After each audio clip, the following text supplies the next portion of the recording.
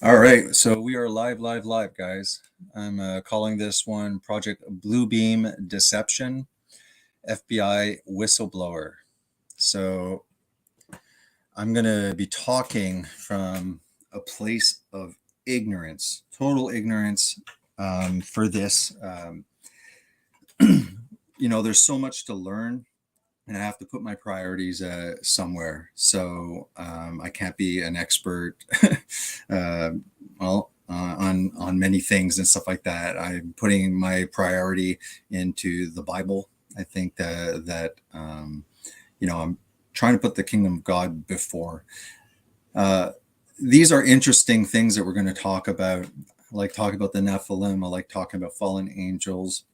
I like talking about these sorts of things. I like to look at the alien phenomenon that people are talking about and tie that in um, with the Bible, Book of Revelation, prophecy. Prophecy is very important for Christians as well.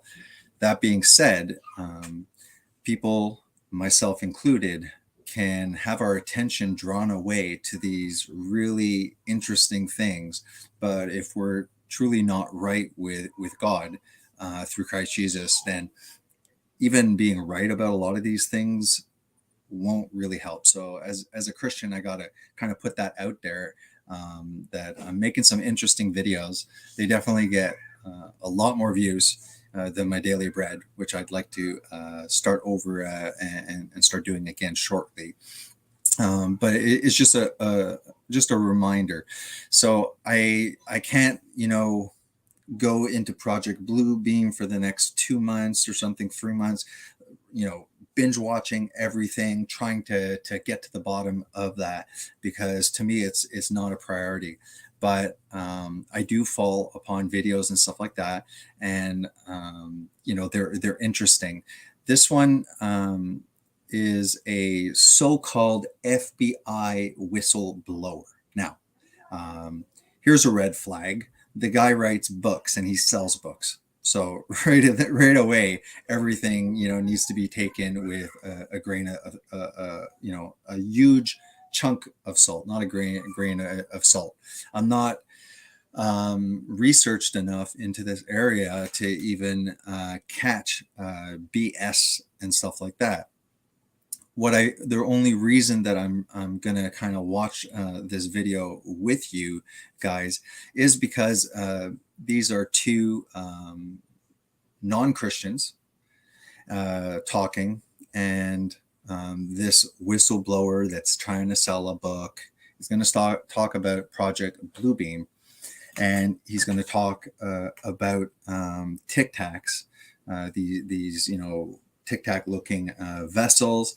And he's making statements that some of this stuff that we're seeing, like the Tic Tacs, is reverse engineering. It comes from technology given by these interdimensional beings. So if you notice, I'm pushing a lot the fallen angels. They're like not extraterrestrial. They're not intergalactic. God created the angelic realm and family, and man. I believe that if there were other beings and civilizations and stuff like that, that he would have mentioned it in the Bible.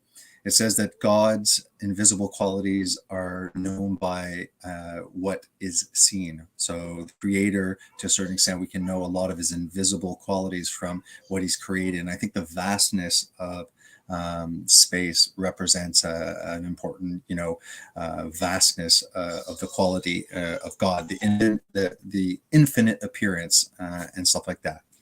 Blah blah blah blah blah. So I was watching this and I thought that it was interesting because um, he's not a Christian, but he's pulling they're not from this dimension. These are interdimensional beings. And just like Jacques Vallée, who was a ufologist, not a Christian. I don't know if he was atheist or not. Definitely, uh, came to the conclusions that these are interdimensional beings. They're not from this realm, And he came also to the conclusions that they were not benevolent, that they were malevolent. Um, so let's just look at a few things. First of all, I spoke to Bruce. Bruce is busy today. I wanted to invite him on. I wanted to look at this video with this whistleblower, and Bruce is busy preparing material and stuff like that. So I said, no problem. I said, I'll try and do this solo. And I'm really just listening to this open-minded, with an open mind.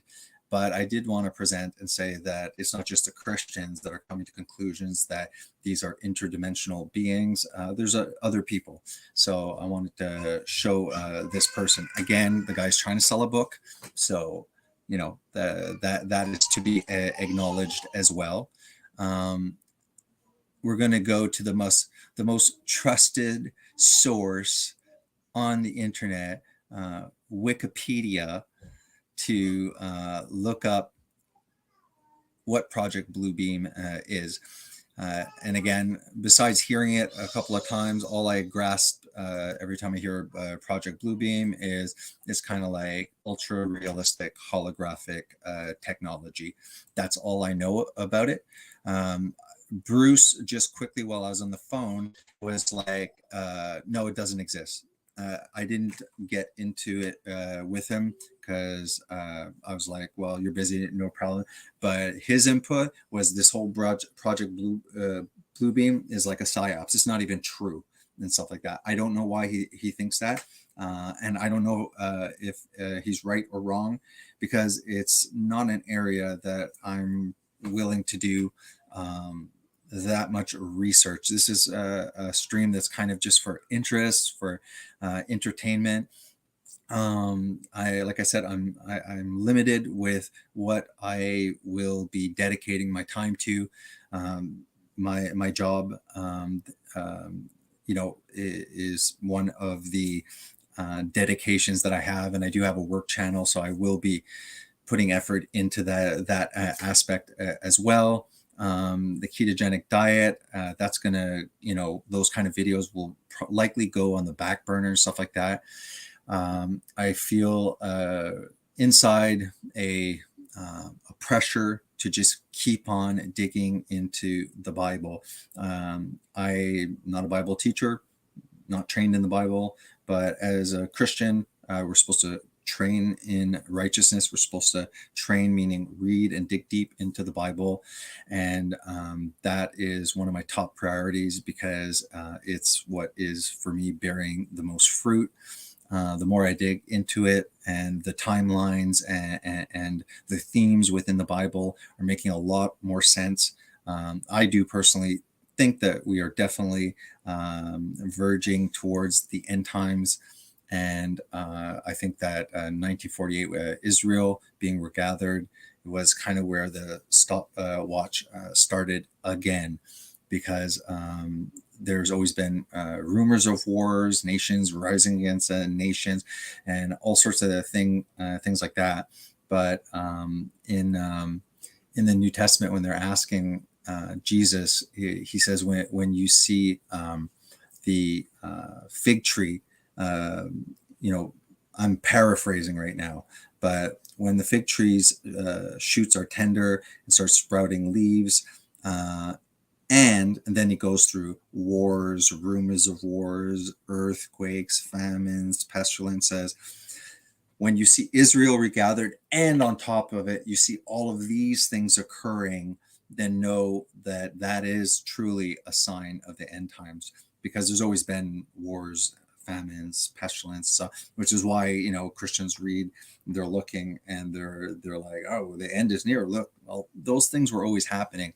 But in the New Testament, when one of the, I don't know if it's Luke or Matthew, they're asking about the end of the age, and he goes through all of just the typical famines, earthquakes, and stuff like that, nations, wars, rumors of war. But there's one thing that has never happened since 70 AD, and that is when the fig tree, and the fig tree is, and please tell me if I'm wrong, and kindly post that in the comments. But I know that, the vine, that can be referred to as Christians as well as all of God's people. But the fig tree specifically, to my knowledge, from the study I've done, has always been specifically Israel. So we're going to trustworthy Wikipedia, and we're just going to kind of, if this is the first that you guys have heard about it, likely you guys, I bet you know a lot more about it than me, but I'm just going to use this as an intro. So Serge Monast was a Canadian investigative journalist, a poet, essayist, also a conspiracy theorist, and he is known to English-speaking readers mainly for originating the conspiracy theory of Project Bluebeam, which concerns an alleged plot to facilitate a totalitarian world government by destroying traditional religions and replacing them with a new age belief system using NASA technology. In the 70s and 80s, Monast was a journalist. He was an active member of the social. Just give me a second. Hello.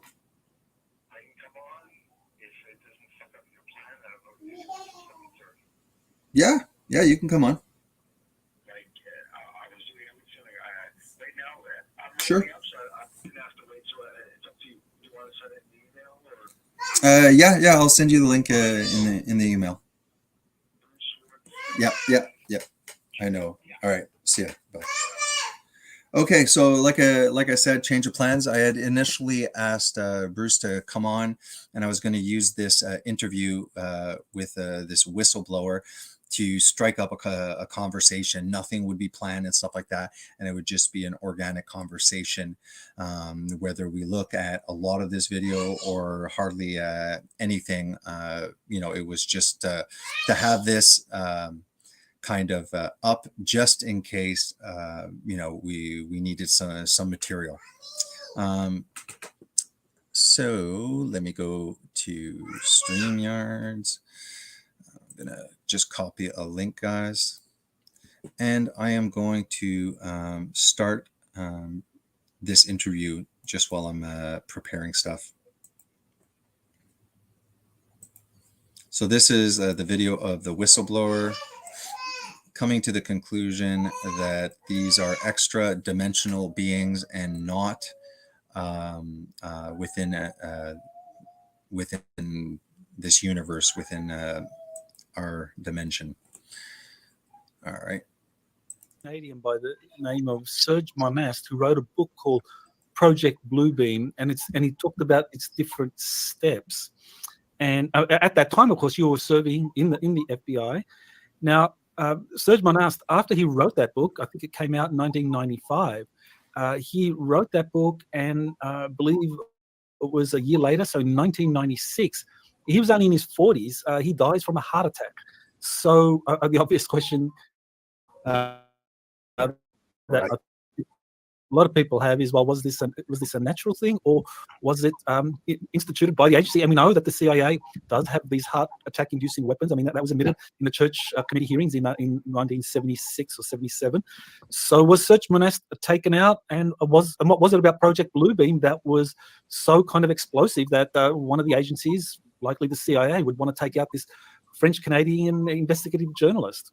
Yeah, whenever you have bad actors involved in their interests in something that is going on, like the book that was written by Serge Monast, then you should always assume that they had something to do with it until it's proven otherwise, because their interest in this is just too heavy. It's too heavy and thick to ignore. And although it looks like since that time, it looks like there's a lot of government documents that have actually admitted the work on Project Bluebeam. I mean, I've heard about many documents from the government that actually talk about it and reveal a lot about Project Bluebeam. I read a thick folder the other day about Project Bluebeam and how important it was for the governments to be able to use this as a method of population control, I guess. And it's really astonishing stuff. And it's one of the reasons why people believe that that everything is just either it's holograms or it's real. And one of the things that people don't understand is that Project Bluebeam is going to be used not as a replacement for real actions. It's going to be used the way that Hollywood uses CGI, and it's possible there's going to be involvement from Hollywood in this as well, where they're going to be using holograms in order to do what Hollywood calls sweetening of these false flags. And so, in other words, they can actually have, when we have, for instance, fake alien invasion, where we will have the cabal send all of these Tic Tacs against a city, against one of our major cities, to actually destroy it and to make it basically to wreak havoc upon one of our cities.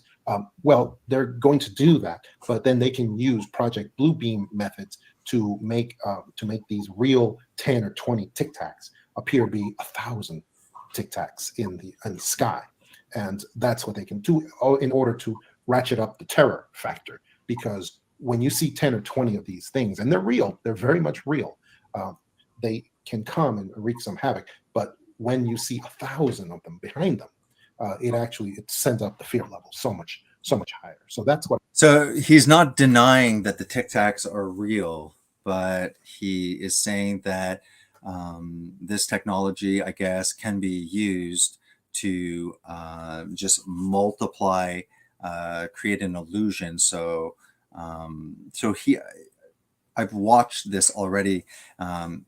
He's not denying that the Tic Tac paddywhacks are real. He's acknowledging that they're real. To my knowledge, though, he believes that it's reversed engineering technology. And I would go and say that just like in the times of Noah, so will it be at the coming of the Son of Man, at the end of the age, very similar things. So what we have is fallen angel technology in the ancient times and Nephilim architecture. Don't forget that Nephilim just means angel human hybrids. Okay, they happen to be giants before the flood and after the flood. That served a purpose. They played demigods, and they were worshipped, and they were the kings, the royals of all of these cultures. And you can see the occult, within all of them. I think that in the coming deception, they want to integrate and blend in with humans.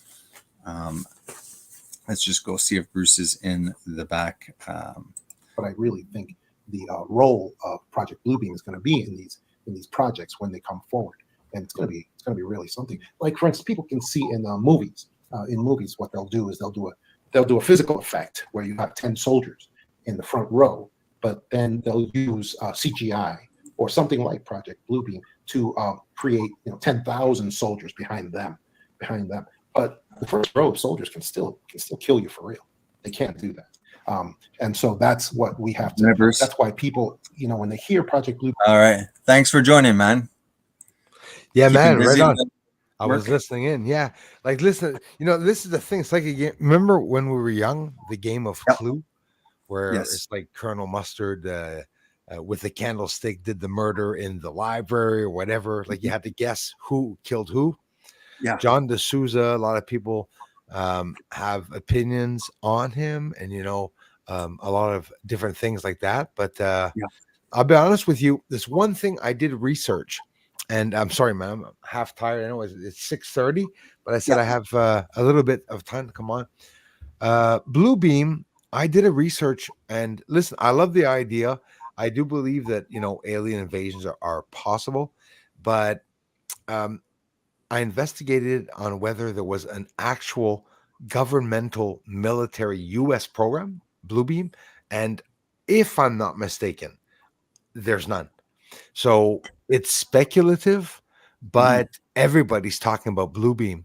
So like I'm careful when I talk about Bluebeam, because like people are like, "Hey, Bruce, Bluebeam, the fake alien invasion."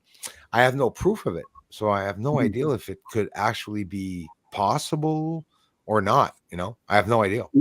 Is the basic premise though that it just creates a almost like you can't tell the difference between it being real or not. There's basically an extremely accurate hologram. Is that the gist of it, though? Honestly, yeah, Yeah. but there's lots of different things.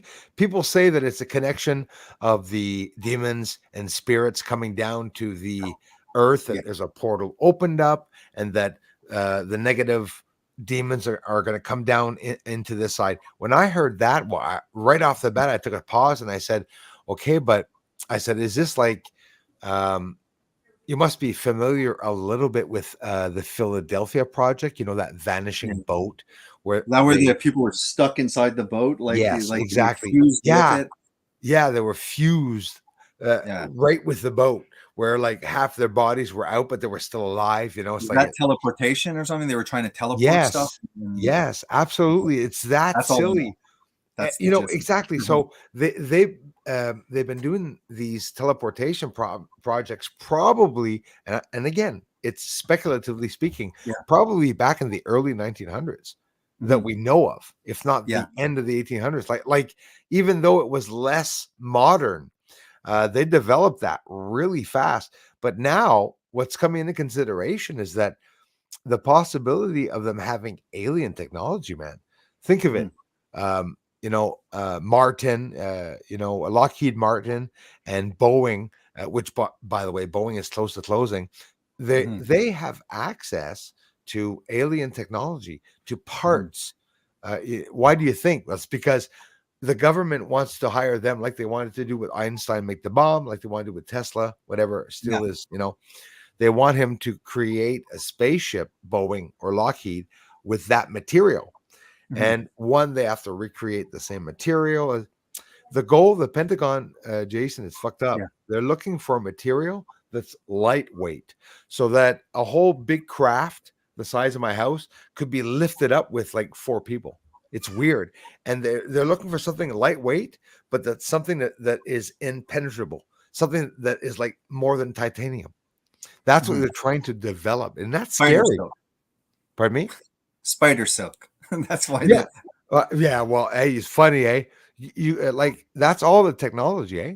Like Mhm. spider silk. There's lots of tests online that talk about that, eh? Like it'll Yeah. withhold like almost a car. Yeah. Well, Yeah. that's the one about that genetic tampering where they spliced a goat with a So you spider, saw so that. that within the You saw milk, that, eh? it Man, produces that silk, and they you make know what? Kevlar. It's real. Like, That's that's real. real. Yeah, Yeah. but like I didn't think it was, but yeah, it's real. And Alex Jones confirmed it. Yeah. It's crazy. A So, Canadian firm too, eh? but yes, Spider yeah. silk. Yeah, it's scary, man. It's scary because the States, they do their research and they have labs and stuff here in Canada because they're not Yeah. detectable.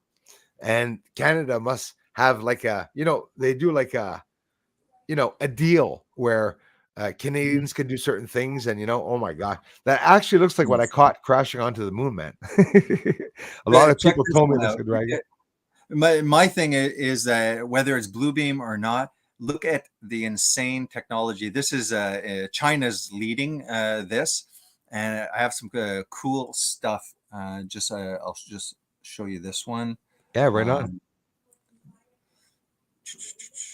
Gotta go. It's like the unknown now is being And trust unleashed. when I tell you, the technology they're Crazy. showing is not the technology they're knowing. They're always at least 10 years ahead of what is released to the This public. is crazy in So China. you can only imagine how they can make things look like it's really in the sky when it's not. And imagine They're doing it if in Las somebody Vegas that was now, on too. the Yeah, earth keep it up. or Yep. Okay. has been hidden Sorry, man. behind the curtains That too. appears out of a ship, out of an alien spacecraft. The whole world is wondering and marveling. And he says, I am Leave God. it up. Would that not immediately destroy the faith of millions of Christians who have not been close to Christ and rooted in him enough to be faithful to his word? Would I think- that not immediately discredit the Bible? Oh, yeah. Go ahead.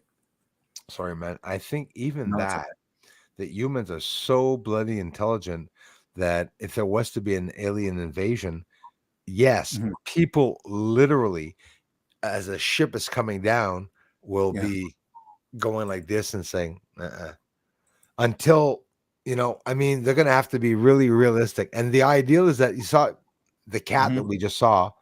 The cat doesn't have any image. It doesn't look like it's on a TV, right? It looks like it's actually in the air there, right? It's not too exaggerated. The cat, it's like literally a real cat, like in town there, you know? Yeah. Yeah. Hey, This is another one. Jason, Yeah. have you, Go ahead. before I forget, have you Yeah. ever heard of Emerald Thoth? Thoth, Thoth. The reason why I'm talking about this is, and I forgot. Oh my God.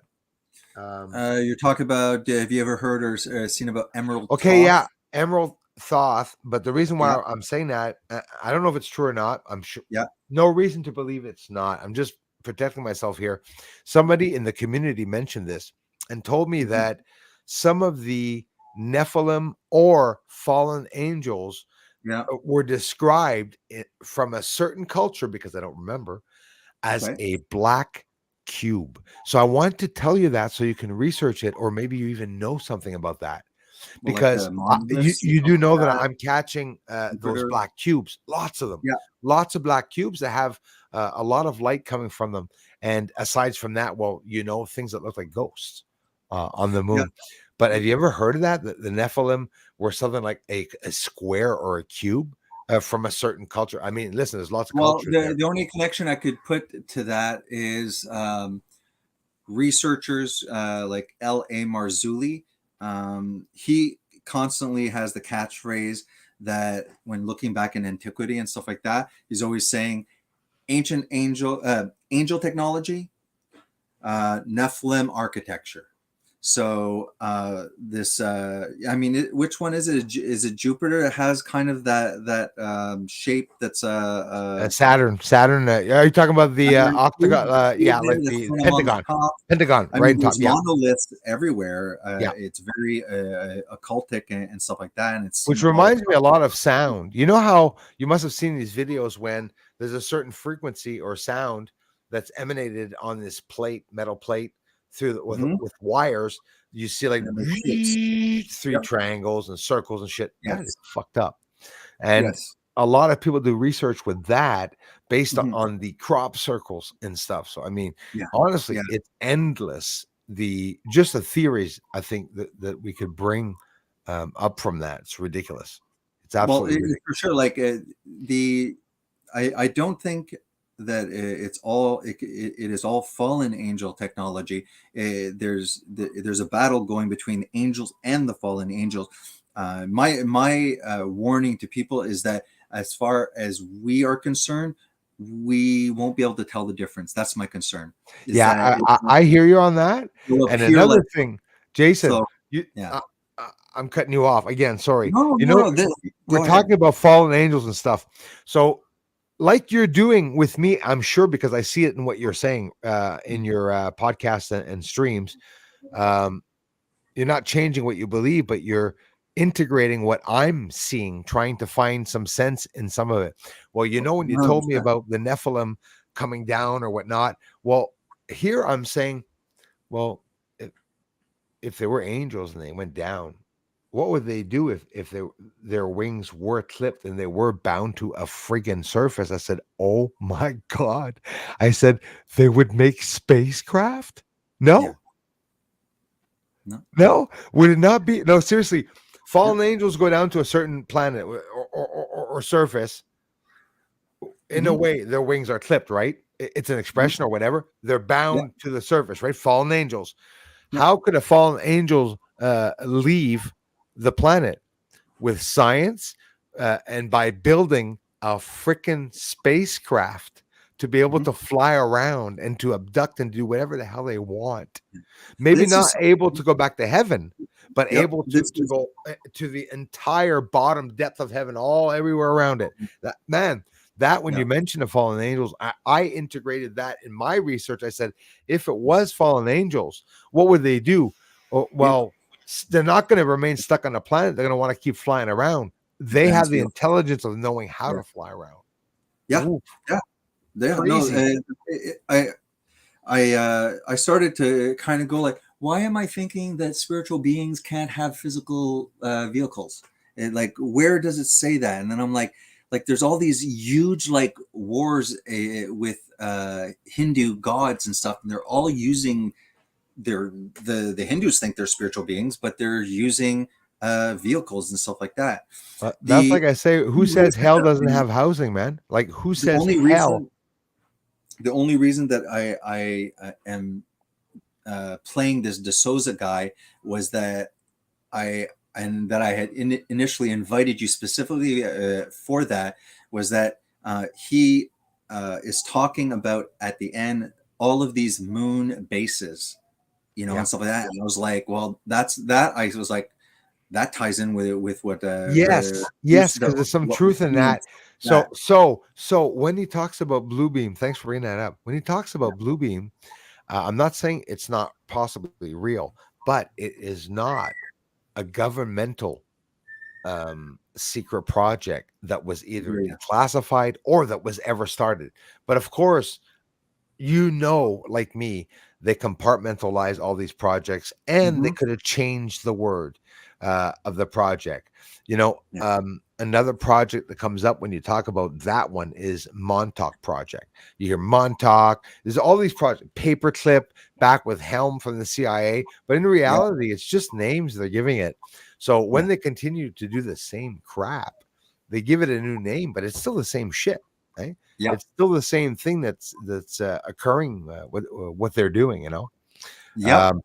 Do you believe in mind control? Do you believe in MK Ultra? You know a little bit about that? Like, all of these things I know extremely superficially, but like same. No, listen, man, I'd be a liar if I told you. I'd be a liar if I told you I was a genius in all of those, because there's too many things to look into. You can't be, like I started this out by saying, okay, this is just for fun, it's for interest. I said I'm ignorant on all of these subjects. You know, yeah, but you'll get into it. And honestly, YouTube, you know, Bluebeam. Look at it. You know, they'll say, "Oh, Von Gogh said that." Oh, yes, Bluebeam. It's going to happen. You know, an alien invasion. You know what I think?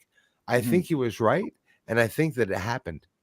I think that a lot of alien invasion, pretend alien invasions happen, and in reality, it was from the 1900s all the way to today. So, in other words, the lights that are around Earth were probably our government, and now aliens are here, and now they're worried. Now it's the really, like, think of it: a light from a plane, light from a UFO, a star, a moon. It's all just bright objects. They all look the same. Some of them look closer. Some of them are further. They're near impossible to differentiate. You know, I mean, people often, my next video, people are going to say, "Oh, that's a bird." It's not birds. I came to understand something. Hey, Jason. Yes. Something stupid. I'm listening. Yeah. Something stupid. Okay. A bird, when it flies by. This is how I answer the trolls that say that I'm filming birds. I filmed something round shape of a bird, like bird shape. I'm not shy to say bird shape. I could use other words because I don't want people to think it's a bird, but it's like, I'm not going to say bird because I'm going to say bird. I don't give a shit what people think. I just want to catch stuff going by in the sky. Birds, when they go by, there's a science to it. And I'm like that Mr. Science that explains to kids how science works. Well, when a bird goes by in a straight line really fast, do you agree with me that the bird has to be one of two things? Has to be either flapping or gliding. Yeah. If the bird is like this, like a guy jumping off a ski lift, okay, what's going to happen? He's not going to have lift. He's going to dive down, okay? You can dive downwards, but going across the sky, there will never be a bird that has his friggin' wings at the back. I caught an object going by, and people kept, like, most people had said it was a bird, but people don't realize the stupid little things of what birds do, you know? Yeah, that one, when you had done the stream, that was amazing. You know, think of it. I mean, honestly, bro, anybody sitting there that doesn't see that that's a serpent scares me. would scare me. This is an additional one, so I'm showing kind of what we've already had. I don't have the whole Book of Revelation figured out and stuff like that. Yeah, there's but no I do difference. There's no believe difference. that, I mean, you walk on his tongue. You walk that- onto the friggin' tongue to go sit down. Yeah. And Simple. you know, we have this, but there's this one here. Okay. Looks alien. Yeah. First of all, you got the Baphomet, right? You got Yeah. the damn Baphomet. Okay, that's there. And this is, you know what they did? They took it and they divided the picture in two. And this is where the alien looks. It looks like a fly, to be honest, more like a fly there. But there's, you know, it's like this is the Vatican. The Vatican's talking about aliens coming, that they'd be willing to baptize the aliens and all this. So we know that this here, to me, it's like this is the deception. And what I think this is actually a passage in Revelation where it says, I saw 3 evil spirits like frogs coming out of the mouth of the beast and the false prophet. So let's just show Like you. I see it on the left without even having seen the right. Yeah. Like when you show me that on the left, I see the two depiction of both Already, you know, yeah. the top, and I see the bottom first. You Yeah. can see the devil horn there. It's pretty obvious. So we see the serpent and stuff like that, right? Yeah. And we've done this before. It's supposed to be his hair. Yeah, that Yeah. one, and I'm telling you, I confirm that is at the Vatican. Yeah. Yeah. And then after I can stop. You know who this. did that, guy? You know who did that, Jason? 16 guys on crack. Supposedly the artist as well was known to make satanic art. Imagine the guy Like, oh, whittling. well, let's make him the artist. For the Imagine, throne imagine the now. guy whittling that. No, Yeah, exactly. right. I mean, Watch. Jason, I've never seen art that big done anywhere. I mean, it's crazy. That's it. So if I go here and I go, just give me a second. Sorry, share screen. I have a good one for Continue. you. Yeah, go while, ahead. Go ahead. While you're searching. No, I'm just shooting that out there. Holy crap, man. The Germans during the war, at a particular date, the Second World War, they closed down in Germany Masonic clubs, Masonic houses, all secret societies. Okay. They went and gathered the information, esoteric information from the society that they were looking for. And you know what they did? I have 6 pictures. I don't have them on hand. I found them. I could find them again at one point. The Germans going by, you know, they have like the swastika. They have everything, the eagle, okay, whatever. They also have the Masonic sign, literal Masonic sign. Yeah, like 3 of them holding a big thing on a horse going by on the top of a thing, you know. So apparently, I looked it up. They wanted to gather the knowledge of the esoteric from the secret society, so they fell in love with it, and they like took the symbol, like they took the Nazi symbol from the from India or whatever. I could be wrong, but you know what I mean. It's a peaceful sign. The Nazi symbol swastika before the war, it was nothing negative to that. It was a very religious symbol, you know. Yeah, you look at this. So when I look at this image here, okay, that to me it's look. This is what I think is the rule, and God wrote a book, okay, revealing his whole plan from start to end. Okay, Satan needs to reveal every single one of his moves. He decided not to write a inspired book. He decided, because he's a loophole finder, he's like, well, I'll just create the music industry, create the programs on TV and Hollywood and stuff like that. I'll make movies telling people exactly what I'm going to do down the road, which is why and people are like, lies about religion. And exactly. lies about religion. Yeah, that's it. And you know, we look at you know, all of the alien movies, the aliens. So we're being programmed to interpret, in my opinion, or at least I want to put that in out there. So it's, again, me, it's always in the back of people's mind, because I don't know either. I'm just right. We're all learning, but it's like we're programmed to receive. It's in songs, whatever, programmed to receive. It's true. That's how Yeah, it is. you know, We really are so programmed to receive, you know. but And this means something. Like think of this 2000 years ago. Okay, there's this guy, John. And what if he saw, okay, the grays? Okay, what if in his vision, this is part of the coming deception? These are malevolent interdimensional beings that are appearing physical beings, and all of Hollywood has programmed us to automatically think that this is not a spiritual phenomenon occurring, that this is just a galactic brothers from the Galactic Federation and stuff like that. But what if he's looking at these alien grays? How would he explain it? To the best of his ability, he'd be like, they look like frogs. Because if you look at the grays here, they do. They look like yeah, amphibious. yeah. And so if I put Revelation here, I see three evil spirits like frog come out of the mouth of the dragon, the false prophet. Okay, whether those are out of the system, right? And then after I see over here, they look like frogs. That I think the best way to explain it would be like, yeah, these are definitely not human. They're not frogs. They look like evil spirits, like frogs. And then after we add that, obviously Satan has to show everything. So then obviously he has to show it here. And they're laughing, they're mocking us. They're like, yeah, you know what? Like, I'm going to put the Baphomet, and this obvious symbolism. It is so obvious. They have to It's show. actually disgustingly obvious. And you ask anyone in Italy, over there, how come that's in there? Well, a bit of me, yeah, bullshit. Seriously, they're indoctrinated. They're totally indoctrinated. It's ridiculous. Yeah. It's scary. It is scary stuff. And don't get rid of your religion. Don't get rid of your beliefs. But I don't care what religion has to say. But you're allowed to think out of the box. There's nothing wrong with thinking differently. No, exactly. That's why, like, I'm watching stuff just open-mindedly, and I'm finding a lot of Christians are very close-minded, right? They're like, I don't even want to. My pastor Right. doesn't talk this on Sunday and stuff like that. They're doing no service as Christians to do that.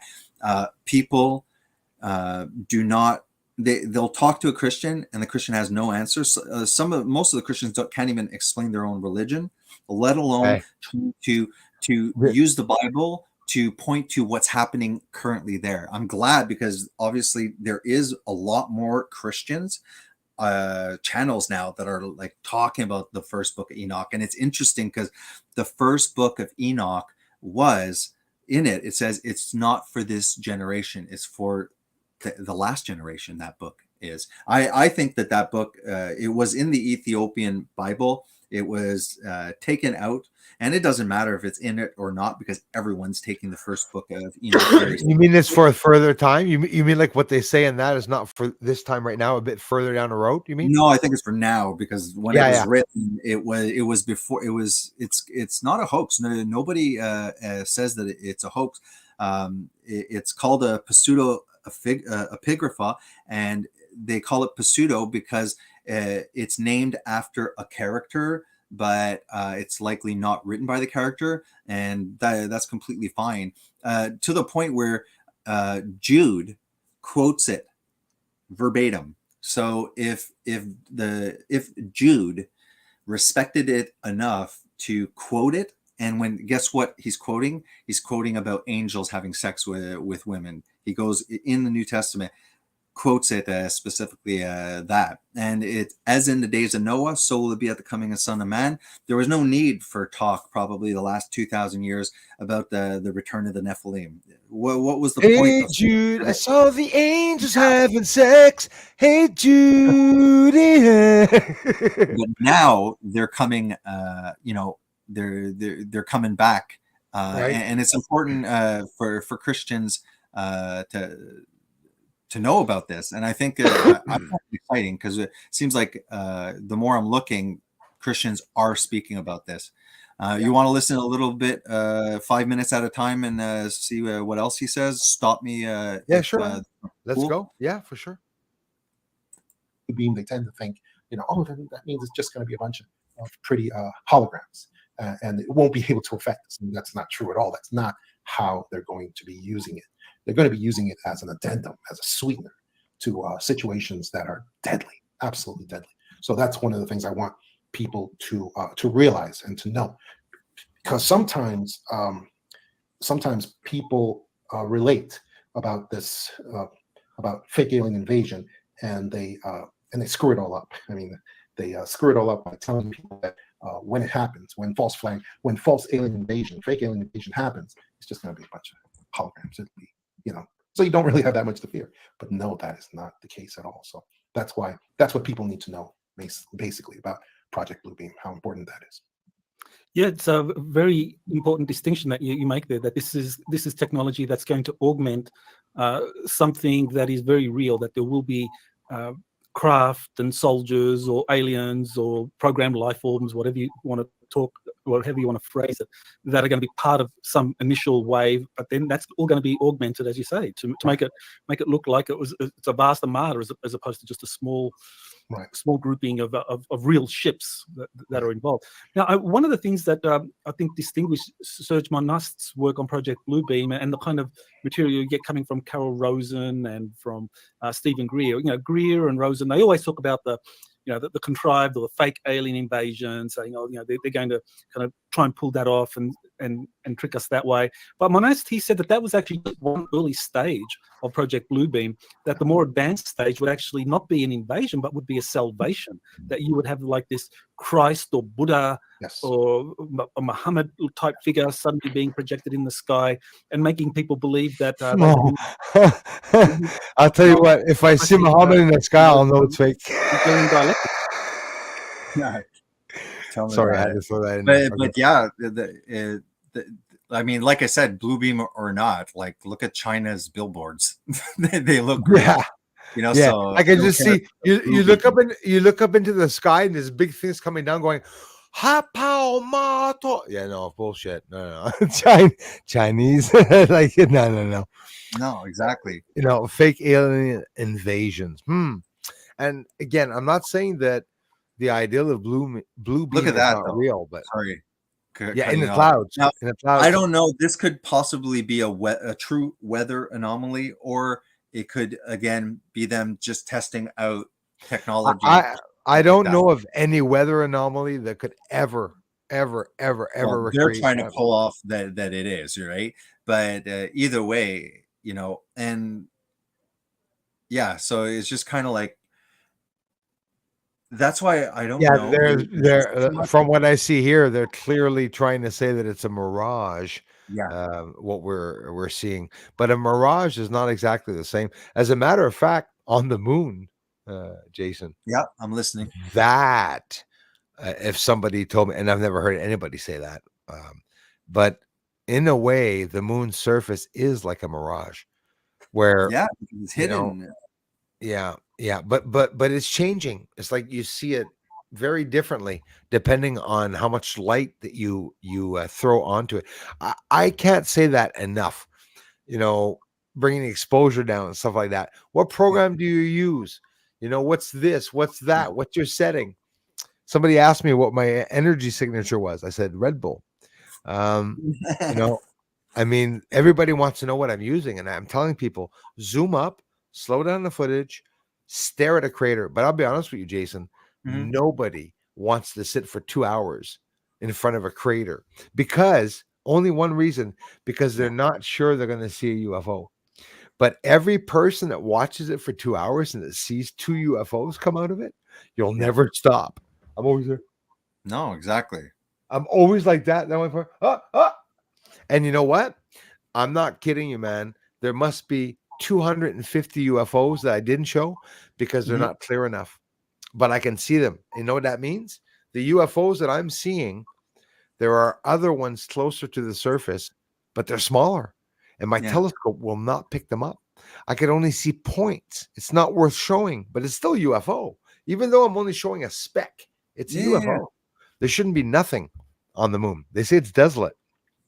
Absolutely desolate. The one thing that I find interesting is this guy is going to talk about is that he's saying that they're interdimensional. So that's why I thought it was worthwhile posting, because I was like, oh, he's not Christian. I don't even Also, know. what they talked about in the report, know? just shooting that in that, like it came Okay, out in the report. I didn't It know did that. like government officials for the first time in our life. They're talking What about they say?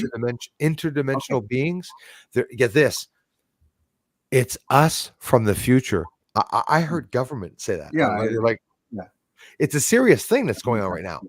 And Yeah. that, whether it be a fake alien invasion or not, or whether it's just a scam they're doing, I get it. But until we know more, all we can do is look and listen. Right. I'm starting to see it. Throw out possibility. That's what I'm doing. I'm Yeah. like, look, I'm just throwing out that possibility. Like, because I initially wasn't hearing the fallen angel hypothesis, or the interdimensional hypothesis instead of the extraterrestrial hypothesis. Well, I what think you that did, both great could be detail. You did a spoken. lot of research in that. For me, that like you know a bit now and a lot more now about UFOs and stuff like that. But what you know about UFOs is probably what I know about fallen angels. I only learned a little bit of the basics, like fallen angels, Nephilims, giants. Jason, when I was young, I listened to the Friendly Giant. Not sure if you remember him. It could be you were even a little bit younger and that you didn't remember. Remember, like, look up, look way up. It was a guy saying, got a little fireplace here with the fire over here. Yeah. Couple little chairs over here where the family's going to be. And it was a giant, which was just a guy sitting in this castle, but like with little objects everywhere around him because it was a giant. And then there's G.I. Joe, who's battling aliens from another planet. There's nothing in our cartoons that we watch that's not happening right now. Be honest with you. There's like giant interest in like all the fairy tales and fables, not more or less. They all come from real things like the dragons and giants. Giants are real, man. When I was young, my mom, I'm sure, and probably, or maybe not, I don't want to put words in her mouth, but mom and even us, all of us, nobody knew giants were real. No. Without the internet and with encyclopedias. There was no there's no encyclopedia, not Britannica, not nothing that showed friggin' giant, or even aliens, species. No Christians were talking about. Are there aliens? Yeah, riddled with it.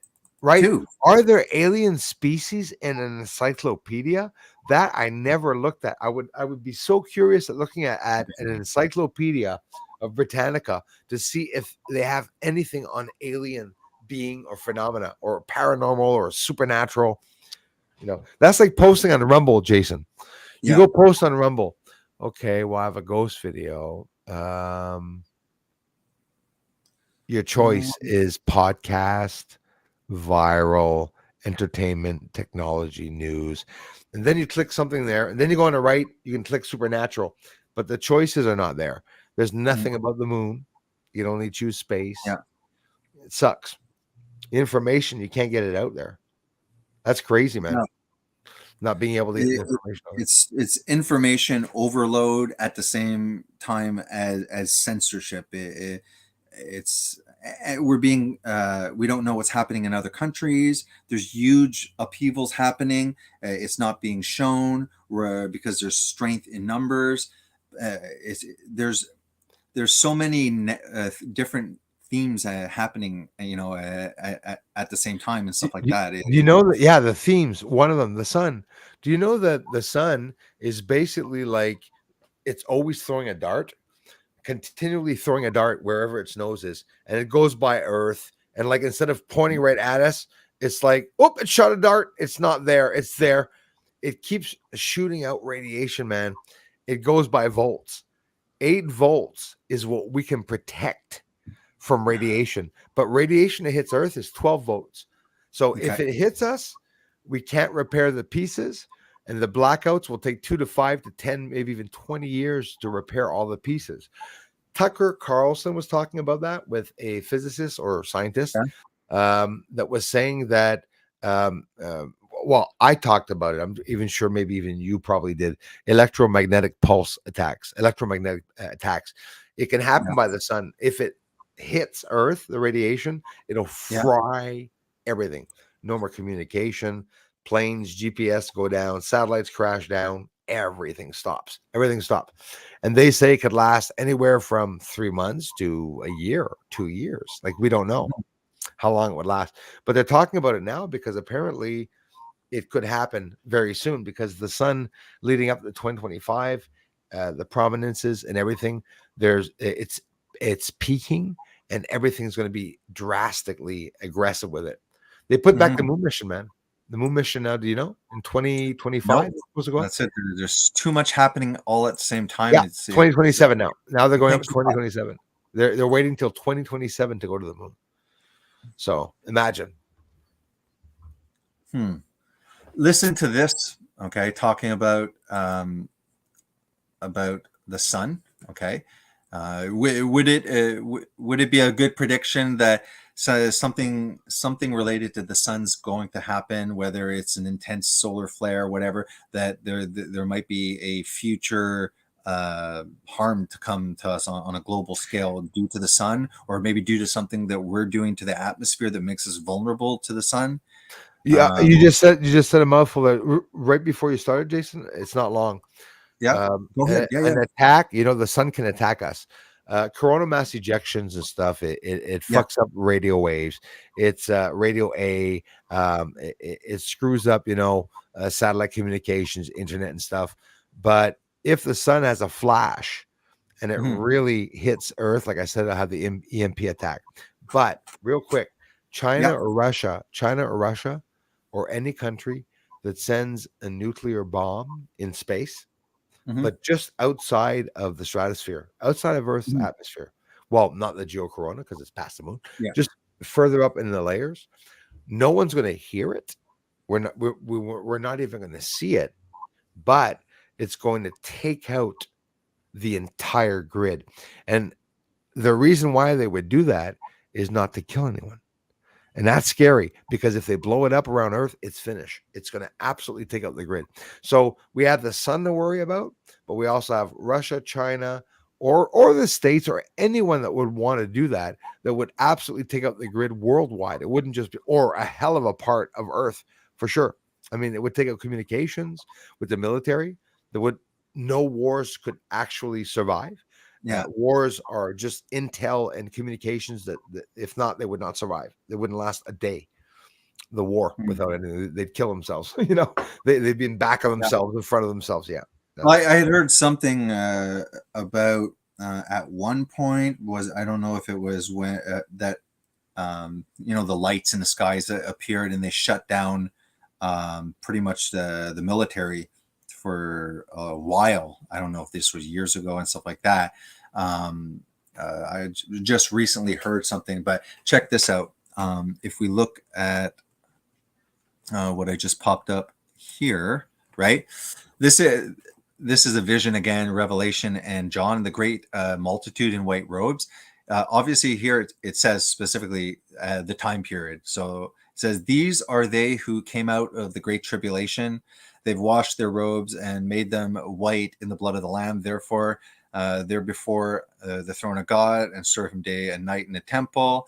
And he will sit on the throne and shelter them in his presence. Watch what they say about the sun, though. Never again will they hunger. Never again will they thirst. And they specifically talk about the sun during this tribulation, and that's yet to come. The sun will not be down on them, nor any scorching heat. Wow. Well, watch this, though. That is in the footnotes. I remember that. Yeah. I forgot about that, but I totally forgot, but that is interesting. Anything listen to it. It's different. It says, because in the NIV it could sound like we won't get sunburns anymore. We won't have to endure like working out in the sun, No, look at what Revelation is quoting Isaiah. They shall not hunger nor thirst, neither shall the heat nor sun smite them. People are being smited. They're being killed by the sun. So that's not happening yet. Hey, we got air conditioning. People are dying, a lot less from heat or from cold weather and stuff like that. But that's why it could be a dying that we don't know about. Like me, honestly, there's something I'm not sure about. Like when I'm worried about people with seizures, I'm worried about elderly. I'm worried about kids or breathing problems and stuff. Like Mhm. the moon affects Earth a hell of a lot. It affects our Yeah. tides, and not just tides, man. I don't know if you heard the expression that, you know, crazy people come out on the full moon. Well, It's called I don't think I don't lunatic think, from loon. yeah, man. I don't, yeah, lunatic. Exactly. I don't think it's just an expression. When I was No. driving the buses, man, not the medical buses, but the school buses, Yeah. the kids were psychotic during the full moon. I didn't dare mention it, but they were honestly all crying and mad. There were fights that day. And of Mm. course, here I was doing the research and I started noticing that. I said, today's the full moon. I said, I wonder if any kids notices the full moon. Ah, everyone's all fucking haywire in the bus, dude. Yeah. I was like, oh my God. I Well, said, like you know, the Bible is against astrology, but not astronomy. And right. Oh, no, I'm sure. Yeah. and the constellations are spoken about in Job, and Job's like God's like, I'm the one that put the Pleiades and stuff. So there Right. is a gospel in the sky. The whole gospel is actually written in the sky as well. And some people say, "Oh, look, the gospel." Did gospel astrology is come from spoken by- curses? Did astrology come from that, or did Yeah. that come from astrology? Like, was there astrology? Then there was spells and satanic Yeah, rituals, no, or the exactly. I think that as far as the Bible's concerned, it's astronomy, meaning that he put those as signs, seasons, and as indicators of time. And as the sun travels through all of the different Enochs as the portals and stuff like that. That's not satanic to look to the skies for times and seasons and stuff like that. Right. Astrology takes us a step further, and I know my horoscope for the day, and it's kind of like knowledge apart from God, instead of God putting signs and seasons in the sky. And there are, Could you imagine me in the time of God? I'm sitting here at my telescope, you know, the God, the creation, he created Jupiter. What the fuck is that? You start seeing structures on it. You start seeing little dragons flying around shit. You're like, oh my God. There are some Christians that follow very closely all of these cycles in the stars and stuff like that, and they're lining up major events on Earth that line up with celestial things that are happening. And If there were dragons back in the day, Jason, you know, in art, when we see a whole bunch of shit in the sky, they put dragons and stuff like that.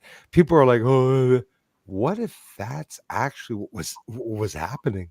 Like Yeah. you know, back in the day, they didn't mention it, you know, the crucifixion or whatever, and all of a sudden, in the back, there's these dragons and stuff that they called ships too. Like, I mean, I'm Mhm. that open-minded, not just to say that everything's a spaceship. You know, some things Yeah. can be demonic or whatever. Spaceships Yeah. can be demonic. I know Earthlings are. We have a lot of, Earth Yeah. demonic, like negative people. So The one can thing only that imagine what I demons- got from this De Souza guy, and like I started out the video saying like red flag guy selling books. Okay, it's like Yeah, you gotta be careful, but still, like you're that. good to listen though. You're good to listen to them. I listen to everyone. Luis But one thing Elizondo, that he Andrew said, Bastiago, all yeah, of them. while I was listening, it was just kind of like, oh well, yeah, he's not a Christian, so he's not trying to push interdimensional. But he's coming to the conclusion that there are some physical things, and those are reverse engineered technology and stuff like that. He's saying those reverse engineers are again from these beings. Then he's saying that, but there are manifestations of these interdimensional manifestations, and he says they are like plasma, where they can look like orbs of light, but for a time they can shift into looking, from at least our perspective, metallic or somewhat, and plasma can do that, and I was like, Hey, yeah, don't that scare makes me with sense. the metallic. He's saying- Don't scare me he's with like- the metallic, man. yeah, he's kind of saying like, so he's like, they are physical, but they're not. They are, but they're not. Did you see my metallic bug? No. Just posted a short video. It's I You put it want in me my to mouth. pull it up, or Yeah, if you don't Okay. mind. It's one if you can find it. If not, I'll try to find it for you in one of my 180,000 videos. There's less on YouTube. You have a Well, better chance. well, do you think you'd be faster probably finding it? I'll just play this video while you're searching for it a bit, and then you can Yeah, share screen. Or absolutely. okay, we'll do that, and Yep. we'll get a little bit more of this done. I'll tell you when I Um, find it. Yeah, yeah. Just say stop, and I'll stop the video. We're not doing too good. I'm looking for it. I have All a right, lot here of we go. videos, dude, right now. The thesis, the antithesis, and the solution. It's just like you have your contrived invasion, then you have like some kind of contrived salvation event, and then you have this new world order where people are worshiping around these new alien saviors. So yeah, do you want to maybe take that up? I'll just Yes. type it in. I'll mention that. That's actually the more, I mean, I don't want to say more important, but yeah, the more significant part of Project Bluebeam is that all the government papers I have seen, all the documents I've seen, have always started with this religious project that's going to be coming out of Project Bluebeam, which is they're going to have Christ and Buddha. They're going to be making Christ and Buddha and all the others appear in the sky and start talking to people, because they also have voice to skull technology, as we all know, and they will be able to recreate the voices actually speaking to basically every human being on Earth if they want to. And that's how they're going to be able to do this. And however, what I can see is that it's not, again, like the other aspect that we talked about, it's not going to be a standalone project. It's not But everyone's gonna think it's fake. You know, It's gonna that's the thing. Yeah. They're announcing the friggin' I found the video, by the way, of the bug. They announced the alien invasion. Everyone's going to be expecting an alien invasion. But what I think is that there's going to be a real alien invasion. And when they come down, people are going to be like, come on. It's just the Pentagon and stuff. You know, it'll be really. Have you seen the AI things floating around now? Dude, it's like something like this. There's just floating by, going like this. You don't know what it is. There's lots of stuff, man. They're observing us. You know. I posted a drone this afternoon too. I posted a lot of stuff, man. You want to see? Yeah. I am waiting for the share screen, and I'll bring it back. I'll bring it up. Oh shit! I guess I have to do that. Hold on here. Yeah, present, and I'll see the screen come up. Let me bring that here. All right. You heard this voice to skull technology kind of thing. You know, I think 5G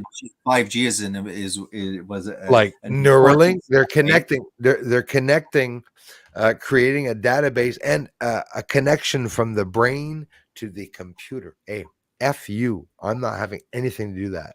And it has to do a lot with the things, apparently, nanoparticles and stuff. It's an advanced science, man, that when people realize that it's true, they will have gotten rid of half the world, you know.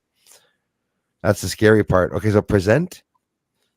Share screen. You ready, man? Yeah. I'm waiting for it to. There you go. Entire screen. Share. Yeah, I see it. Add to screen. Okay, I'll post that down and I will open up.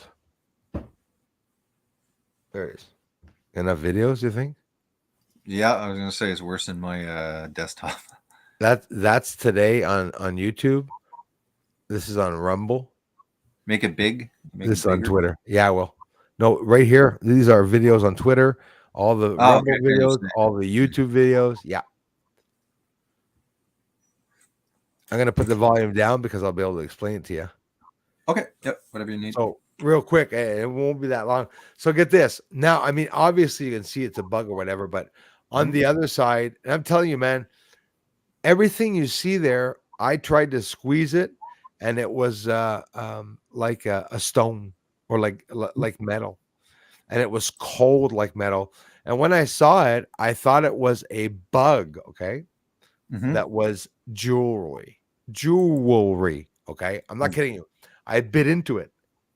I even bit into it. Now you see all these hairs there? I don't see that. You made the World Economic Forum very happy. Eat the bugs.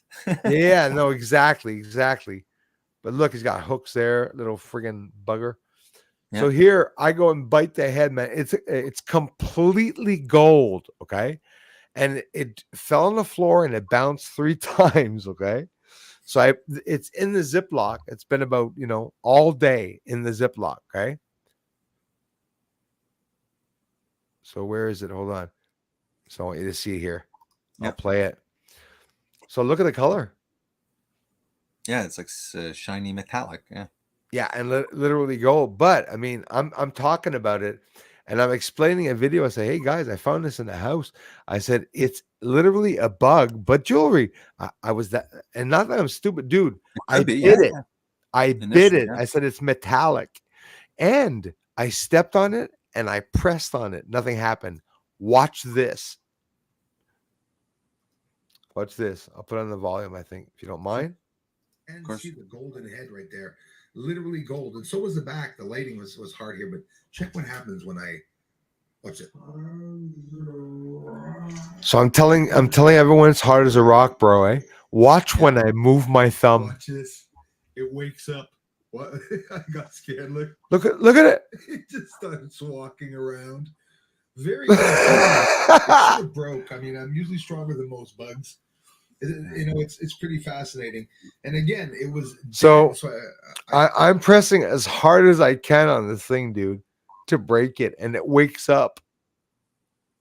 Okay. Kind of.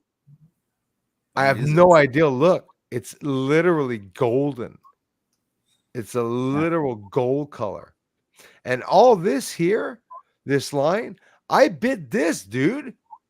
Imagine it could have started flying in my friggin' mouth. I could have friggin' flipped out. I Yeah. thought it was jewelry or metal.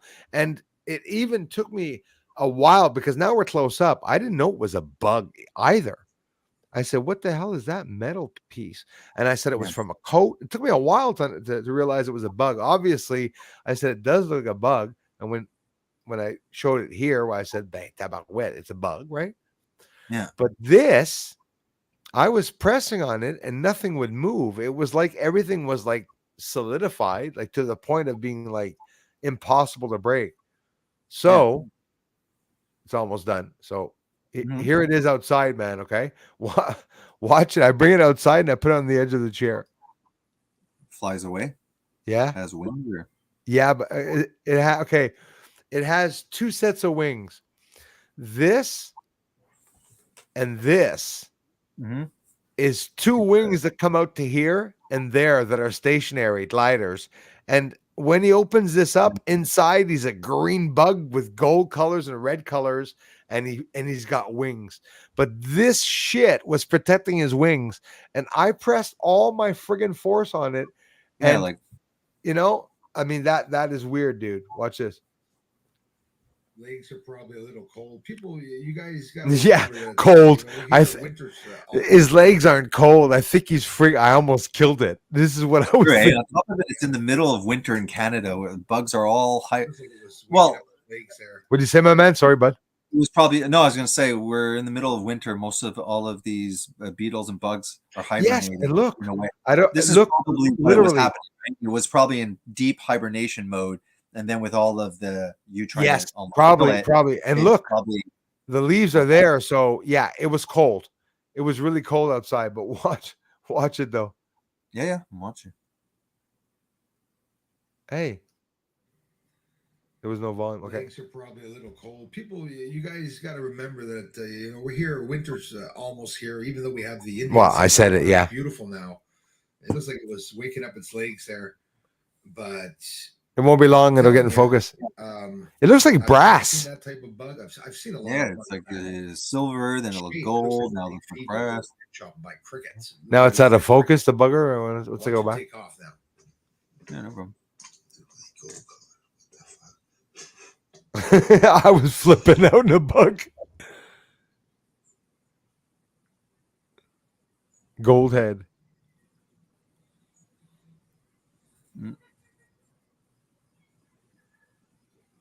Fly away now. Hi. Turn around for me. Turn around. Give me Getting ready. That wow. Yeah. Oh my God. I wish I would have stopped that. It wasn't long, eh? I hope I got Yeah. that. But you see it. So Slow motion is good. hold it to Hold it, fly yeah. away and it flew away. Mhm. No, I'm not saying it. Listen to me. It'll fly. Yeah, listen to me. Watch it fly away. It was. I'll just advance it. It was pretty cool. Hold on. Yeah, there. Yeah. So these don't flap. It's green. They just hang out. They're like gliders. But I couldn't believe the like emerald jewel, whatever the Yeah. fuck was there, and the body and these massive wings that when you see it flying away. I showed it a couple of times. Pretty cool. I mean, obviously people were like, "Why'd you cut the?" I didn't cut the fucking film. I wasn't expecting it to fly away there. No, exactly.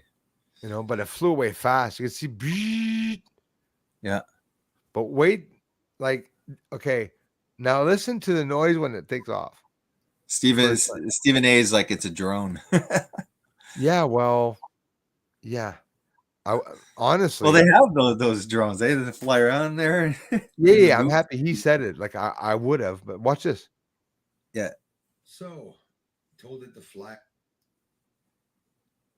Come on, Bruce. Where is it? There. Okay, so listen to the Turn noise. around for me. Turn around. Give me a. Oh wow. Bam. You hear it take off like, bam. It's like, what Yeah. the fuck, dude? That's cool. It was in there. Yeah, it was just silly. So you could see the colors, you know, there. So listen, you know, Yeah. didn't hide it. Like, I mean, they're not from Quebec at all. This is from France. It's not anywhere near Quebec, but still, it reminded me of this. Yeah. That was the only thing. It was the European moth that it reminded me. And, you know, it could be some type of beetle that people were saying, but honestly, there was nothing. I had looked at pages and pages of the bugs, you know, ticks and everything. Yeah. And I did not. Trying to find out, like, you Yeah. know. Yeah. And I did not. What am I doing? Oh, dumbass. I was trying to scroll up like I was really on the internet. I had to go. Trying to find another one. There's something that was. Yeah, pretty I'm done, cool. man. I'll take it off. No, it's okay. I can't find it anyways.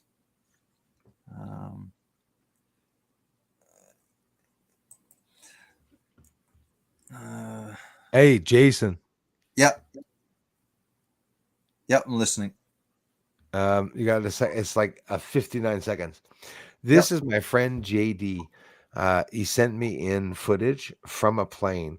This is in over top of the Nevada desert, and you can see the mountains here. And something's happening over here. You know, some people were commenting there's solar farms and whatnot. There's a lot of technology that's being done here, like in the public. Like they don't hide it, right? The government has a lot of land, but they're shooting out particle beams or laser beams or light from these objects into the mountains. And I want you to see that part. You got a second? It's 59 seconds. Yeah. AGD. I'll leave the volume on so it explains it real quick.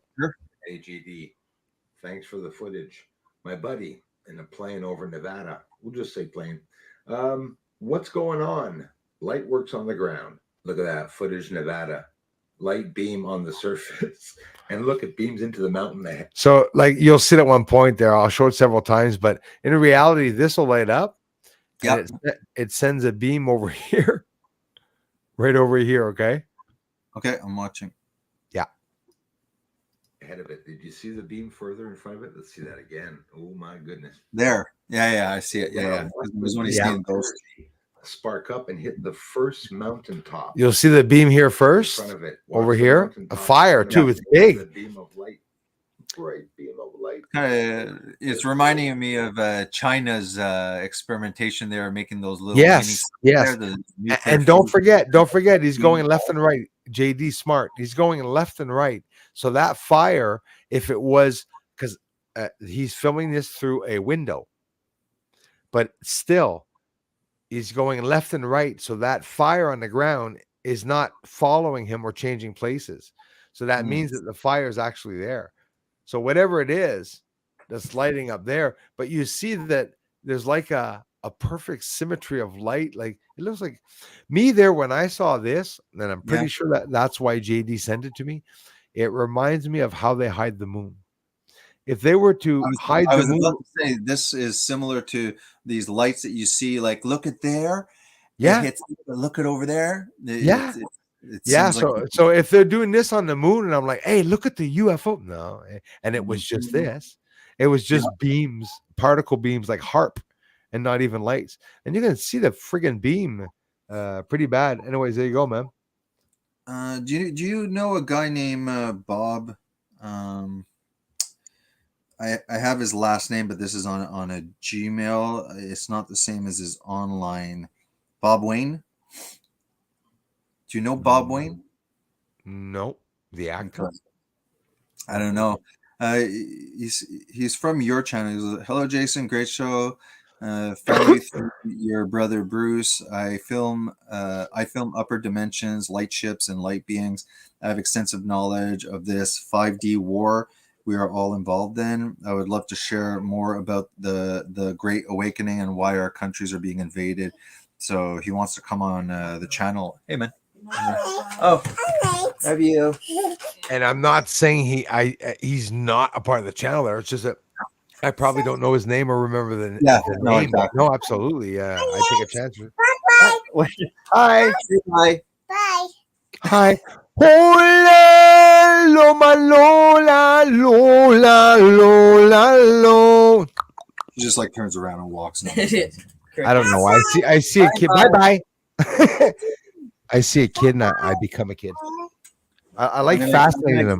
Kiss her when she's right about the. I used to do that with my ex's kids. I used to sit there. The kids used to be horrible, and I used to sit there going, "Ooh, ooh, ooh." They used to look at me for hours like this. I just act stupid. It works. Walks Just away. act totally weird, and the kids are like, That's it. Hey, look at my watch. Look at my watch. Want Shiny to do watch. another 5 minutes of this thing? Yeah, I got a couple more minutes. Yeah. Okay. Let's do Yeah, this. bloody couple more minutes there. Shade. I want to get to where he starts talking about like what he thinks, about, because He looks like an alien, eh? Don't you find he looks like an alien? It looks like a guy trying to sell a book to me. That Okay, here, hold on. Before you play it, pause. I want to Yeah. scare you. Listen to the names. Listen to the names of only 3 people that are involved in all these things. Okay, tell me if you hear a certain pattern. Okay, Mhm. John D'Souza, Luis Elizondo, Andrew Basiago. Do I have to name all the mafia members?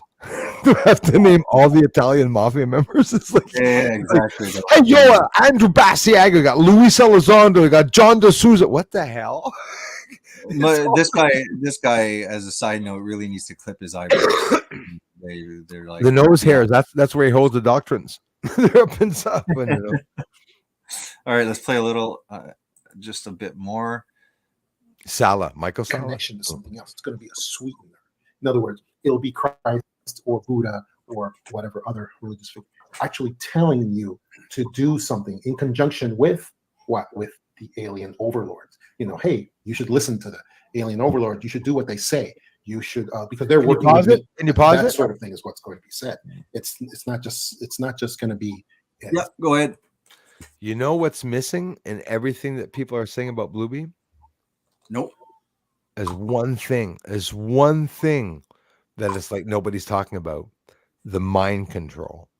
If he added mind control to that, I would maybe believe, because he's pretty intense there by talking about a god. So in other words, you see, literally, he said that he's going to attack you, Jason, by presenting literally Jesus Christ. He's going to come down with the barrel of fish. He'll be in front of the ocean, like in other words, like to the heart. And the next guy next door will be Muhammad or whatever.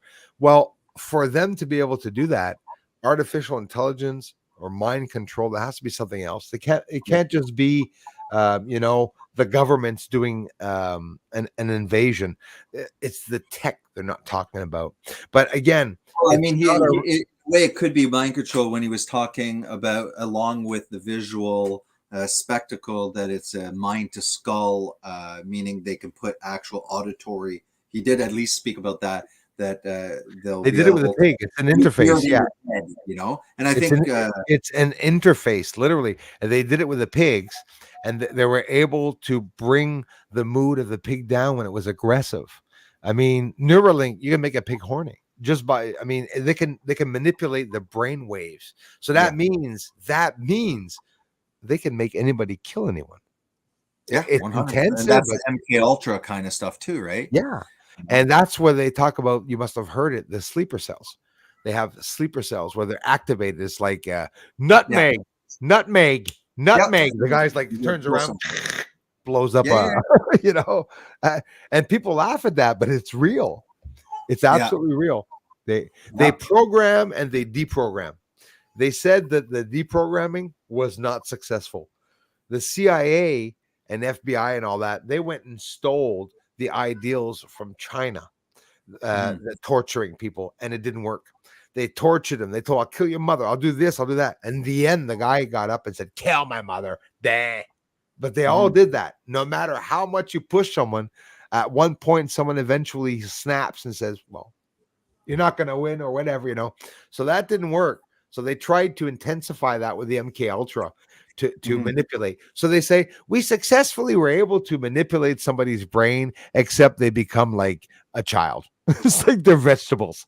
So in other words, they can't go back out in society. You can make them forget that they raped somebody, but you can't make them function after. They're mush. They were playing, aside from lobotomies, they were playing like it's basically the water drop on the forehead for 3 days. They were playing subliminal messaging and programming and messages for a long time, showing death, war, sadness, and a whole bunch of stuff to be able to make them vulnerable and stuff. That I believe in all that. And that is scary shit, because that means they're doing it in the public. Do you realize it? With the television, they're testing to see how they can manipulate children to do certain things. Well, I was going to say maybe one of the conclusions they realized was that adults, to a certain extent, they learned a lot with that technology, but they knew that they didn't need as much of a dose for children.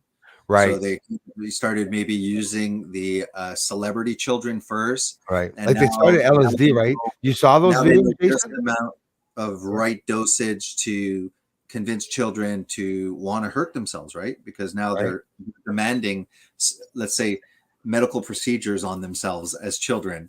I want to become this instead of that, and I'll leave it at that. Exactly.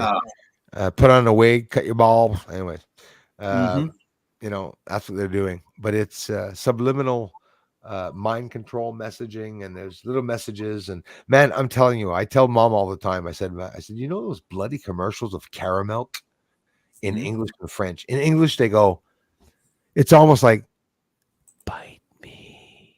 Like, oh my God, what the hell is that? It's like this freaking in French, it's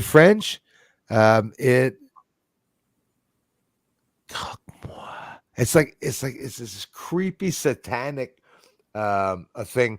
And mom was talking the other day. There's a game online. You see that one? It's a monster, a worm that comes out of the belly button of this creature, and he pulls it out. He swallows it or something and spits it back out. Then there's this girl that is shitting out the soldiers as she's eating them up. It's a little weird, but what mom didn't notice, I forgot to tell her, on top of that announcement that she found creepy, the person that ate, the person that was doing that had 666 points, and it was on the screen, and it's a game for 10-year-olds. It's crazy. Yeah. Like, why would that even, be there to attract? I mean, man, in the States there, those books, without talking too much about it, the books that they're showing the kids in the schools that are actually almost porn books. Well, the parents that are bringing that to the school board meetings are too perverted. They're like, excuse me, this is too perverted for this court for this. That. It's crazy. Yeah, it's nuts. No, believe me, I feel very strongly about that whole topic of conversation that I unfortunately cannot talk about. Unless, basically, if you're self-employed, you can talk about it. But if you work for the government, you have a decision. Do I voice my opinion to change nothing and lose my career over it? It's ridiculous. Which is why I'm homeschooling our granddaughter, and which is why she's never going to a daycare ever. She's going to be, raised. No, she'll have nothing transplanted. She won't be raped, and she won't be abused, and she won't be manipulated by other kids. Like, you get there. I don't know how many times I went to get my son at the daycare, and his ass was red. I mean, I cried. It got me mad that we're doing F all. The daycares, sure, there's Yeah. lots of caring people, but it is bullshit. There's no protection. It's Russian roulette. There's no way you cameras. know, right? No Yeah, cameras there's there. no way that you can know at all. Yeah, there's no what- cameras there, who they dude. are, what they're Put saying. cameras, put your cameras in back. put cameras where elderly people are, elderly, school, handicapped people, swimming pools. You're not going to tell me it costs money to have a camera up at a swimming pool so that the teacher doesn't start raping all the kids. It's stupid. It's that dumb.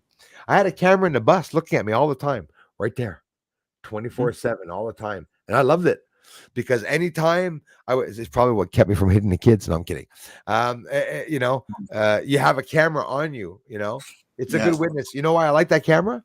Because I use that camera against the kids. The kids that were doing bad Oh, stuff. and you're a bus driver. When you're driving I bus. told I go, that kid, I said, actually scroll the video to 3 minutes 27, 3 hour, like 3:15. You'll see before we take off. He puts his 2 fingers up. He tells me that he flips me the bird. You know what I did to him? Marie Claudette was happy that I showed her, but I stopped the video. So the video is a little kid going like this to me, and I stopped it. If you continue playing the video, I looked at him in the mirror and I went like this while I was driving. The kids loved me, man, on the bus. That's how I acted with the kids. I was straight up with the kids. They'd say F you. I'd say F you. You said F you. You know what the kids do now, bro? I hate them. They put up the cell phone. Cell phones. Yeah, everyone does. Michael, you know what's going to happen with you? Cell phones are up. I'll wait till later to talk to you. It's so crazy. Like men nowadays, like you'll see a woman on a metro or something, and some crazy guy is like abusing her, and you'll just see like just men like not reacting, or at best it's like they're just filming this woman, instead of like going and helping. This is like how deranged, now people You ever see the video of the beast on the metro? No. These videos of weird people. Man, it looks like a beast. One thing before I forget is this is why I feel so strongly about this theory is okay. Remember how I said they have to reveal their plans, but they don't have to say what they're saying is true. It could just be a movie. That's the loophole. You have to right. And stuff like that.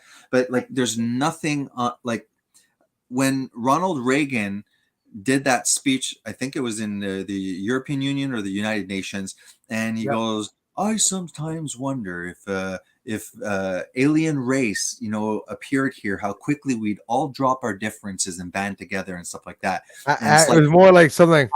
He had to say that was prophetic, and that's why I'm like, okay, well, what are the chances that they're in the Vatican? There's this Baphomet satanic imagery, and there's literally like a alien coming out of the Baphomet, and so I'm like, this. What if the aliens came down, went to see the government? We're gonna give you this. We're gonna protect you, fame, richness, and everything, power, and you're gonna give us a couple of humans once in a while. I think that this is really what happened at the beginning, that they came down here because, you see, humans are aggressive.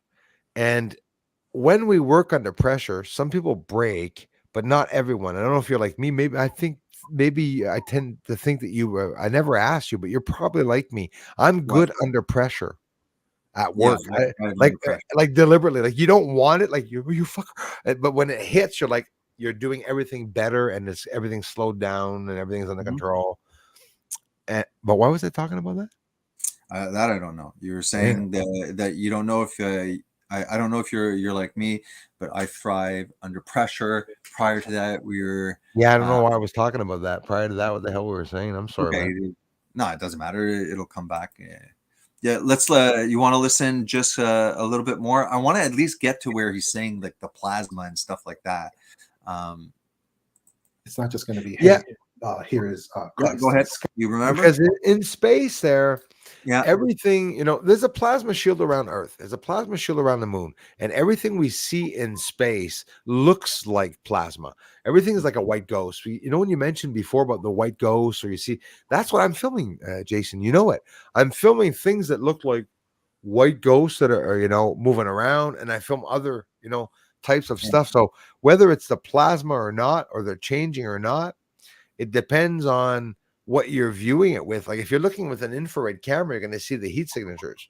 Jeremy Corbell showing a UFO that was changing from white to lucid to not lucid. That's crazy. Yeah, like they're definitely picking it up on radar, so it's not a hallucination. Yeah, or and the CIA has a capability. It just came out. This was declassified and leaked.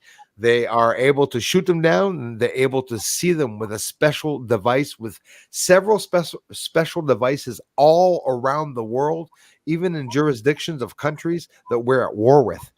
There's a secret. So in other words, the Pentagon and CIA, these buggers, have access to Afghanistan, Iraq, and all those places. It's a bullshit lie that we're at war, because the Pentagon's they're on another level. They took over everything. And they're even brave enough to start saying now that the government can't touch us. It's ridiculous. So I believe they're going to completely dismantle the CIA. I bet you there's 3 people, Jason, 3 to 6 people that are the shitheads that are hiding the whole shebang. Why would somebody in Congress hide UFO information from coming out? That makes absolutely no sense unless they're involved. It would make no sense. Yeah, I'm looking at like the telescope that the Vatican owns there, and it's called Lucifer. Yeah. Now I'm looking at fact checkers. They're like, no, it's not called Lucifer. It's called Lucy. I'm like, well, they've changed it. No, it's not. It's Lucifer. It's in California. California. It's in the States. Think of it. Vatican telescope, which I thought it was there. I thought he would do like a sermon, and then he'd walk over next door and look at those fucking aliens. Here it says large binocular telescope, near infrared utility with camera and integral field unit for extragalactic research, and stuff like that. So yeah, it's just hilarious. Like the Vatican is just full throttle ahead.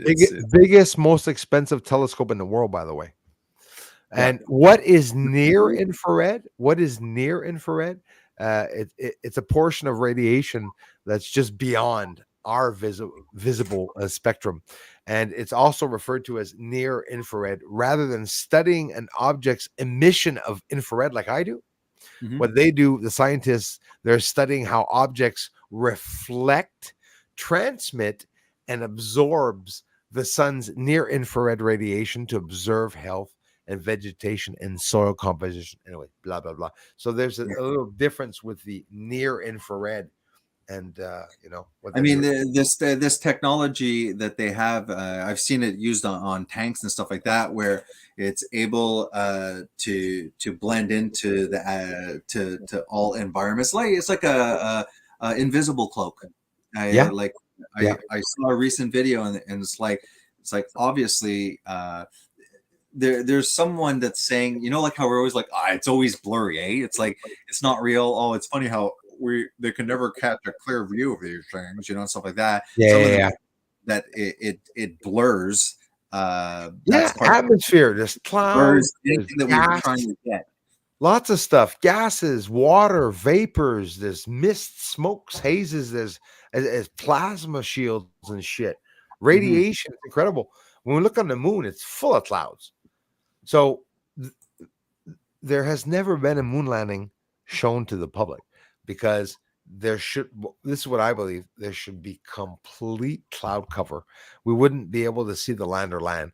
It would be like here on Earth, saying, we're like here, when we're looking at the rocket leave at one point where we can't see, there's clouds are going cloud. It should be the same thing when they land on the moon, because I'm filming them. I'm literally filming clouds on the moon.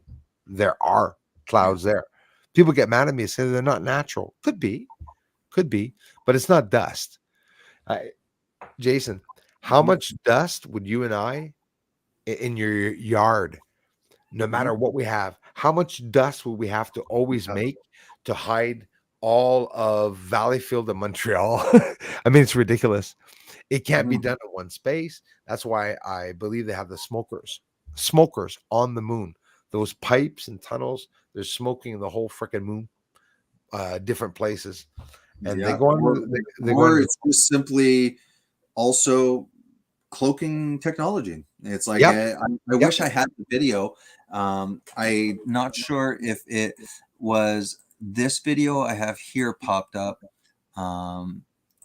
Shout out to this channel. This guy, I don't agree with everything from this guy's channel, but he puts out documentaries, well done and stuff like that.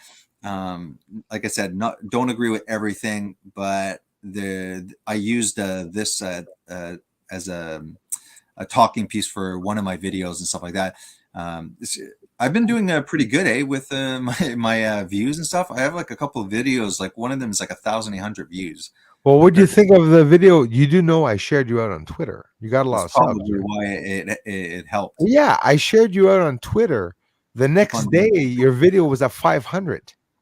Okay, well then that's why, because there's one that you didn't share, and then it's like it shows that when you don't share it. So Oh yeah, please you get no views. I was like, oh man, I'm putting these hashtags underneath. That might be helping a little bit too. But thank you for posting it out, and definitely this whole Project Bluebeam guy was specifically because at the end of the video he's talking about these moon bases and stuff like that, and I think that's what like he's talking like the moon bases are like have been built. It's been a long time. They're kind of like, starting them up again, whatever. Right. But like that's why I wanted to invite you initially, and I said we can watch this. I said because it actually backs up your work, and it backs up a lot of my assumptions, and it's perfect because the guy's not Christian. Both of those guys don't believe in Christianity, yet this De Souza guy came up with the conclusion that these are interdimensionals, and that's why he wrote the book Interdimensionals. So I was kind of just saying, like, it's not just Christians that are pushing this hypothesis, because we're all agreeing that it's there. We're all agreeing that it's Yeah. Hey, Jason. What is, yeah. Before I get off with you, man. Yeah. We did good. Almost Yep. 8 o'clock. It was interesting, by the way. I hope everybody enjoyed that. Yeah. Yeah, man. That's true as usual, and we'll have some more. By the way, I have one little quick video clip to show you of a literal blue beam in the sky that is in front of me, massive, in the middle of the day, and it doesn't move, and I'm going left and right with the camera. Can I show you that? Yep. Yeah, share it. I'll pop it up right now. Right on. Present.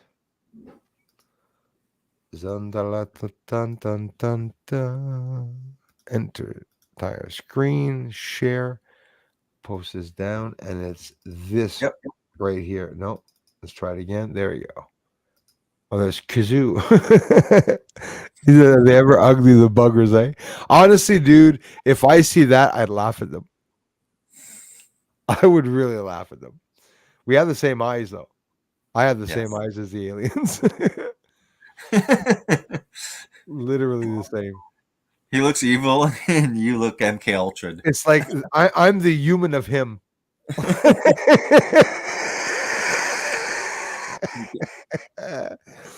That's me when I lost the weight. No. So watch this, dude. Particularly those of you that have been following me.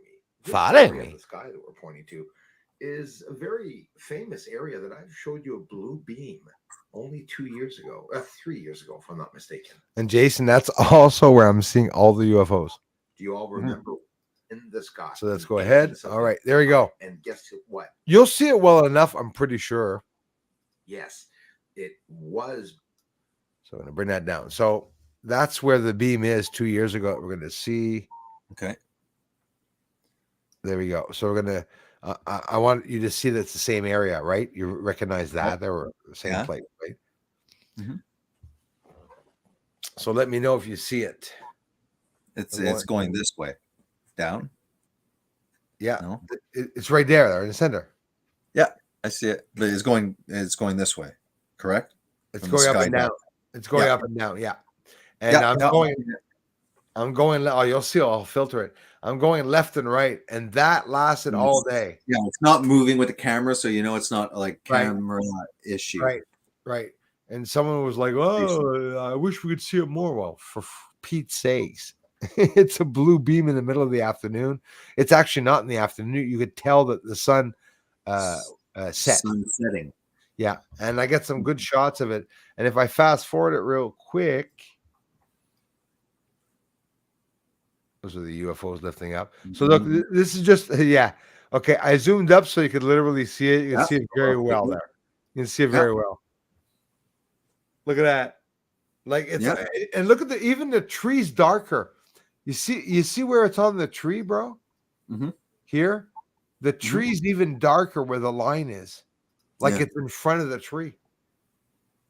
Yeah, no, I see it. Don't know Which what the would be hell it is. ridiculous. It would be like 250, 300 feet from me. So here I'm zoomed up and I just see that blue line there, man. It was fascinating. There, you can see it there. Mhm. Keep going left and right to show people that it was there. I don't know what the hell it was. Because here, this was before I knew about Bluebeam, dude. So here I go and look up Bluebeam and they go, well, what's Bluebeam? Wow, it's like a portal where the demon's going to come down. I was like, holy shit, dude. It's a pretty serious thing. I said, that's pretty crazy. Because I Yeah, it posted this video as just Bluebeam, a blue beam. But bro, I'm not kidding you. I didn't know about Bluebeam Project. Yeah.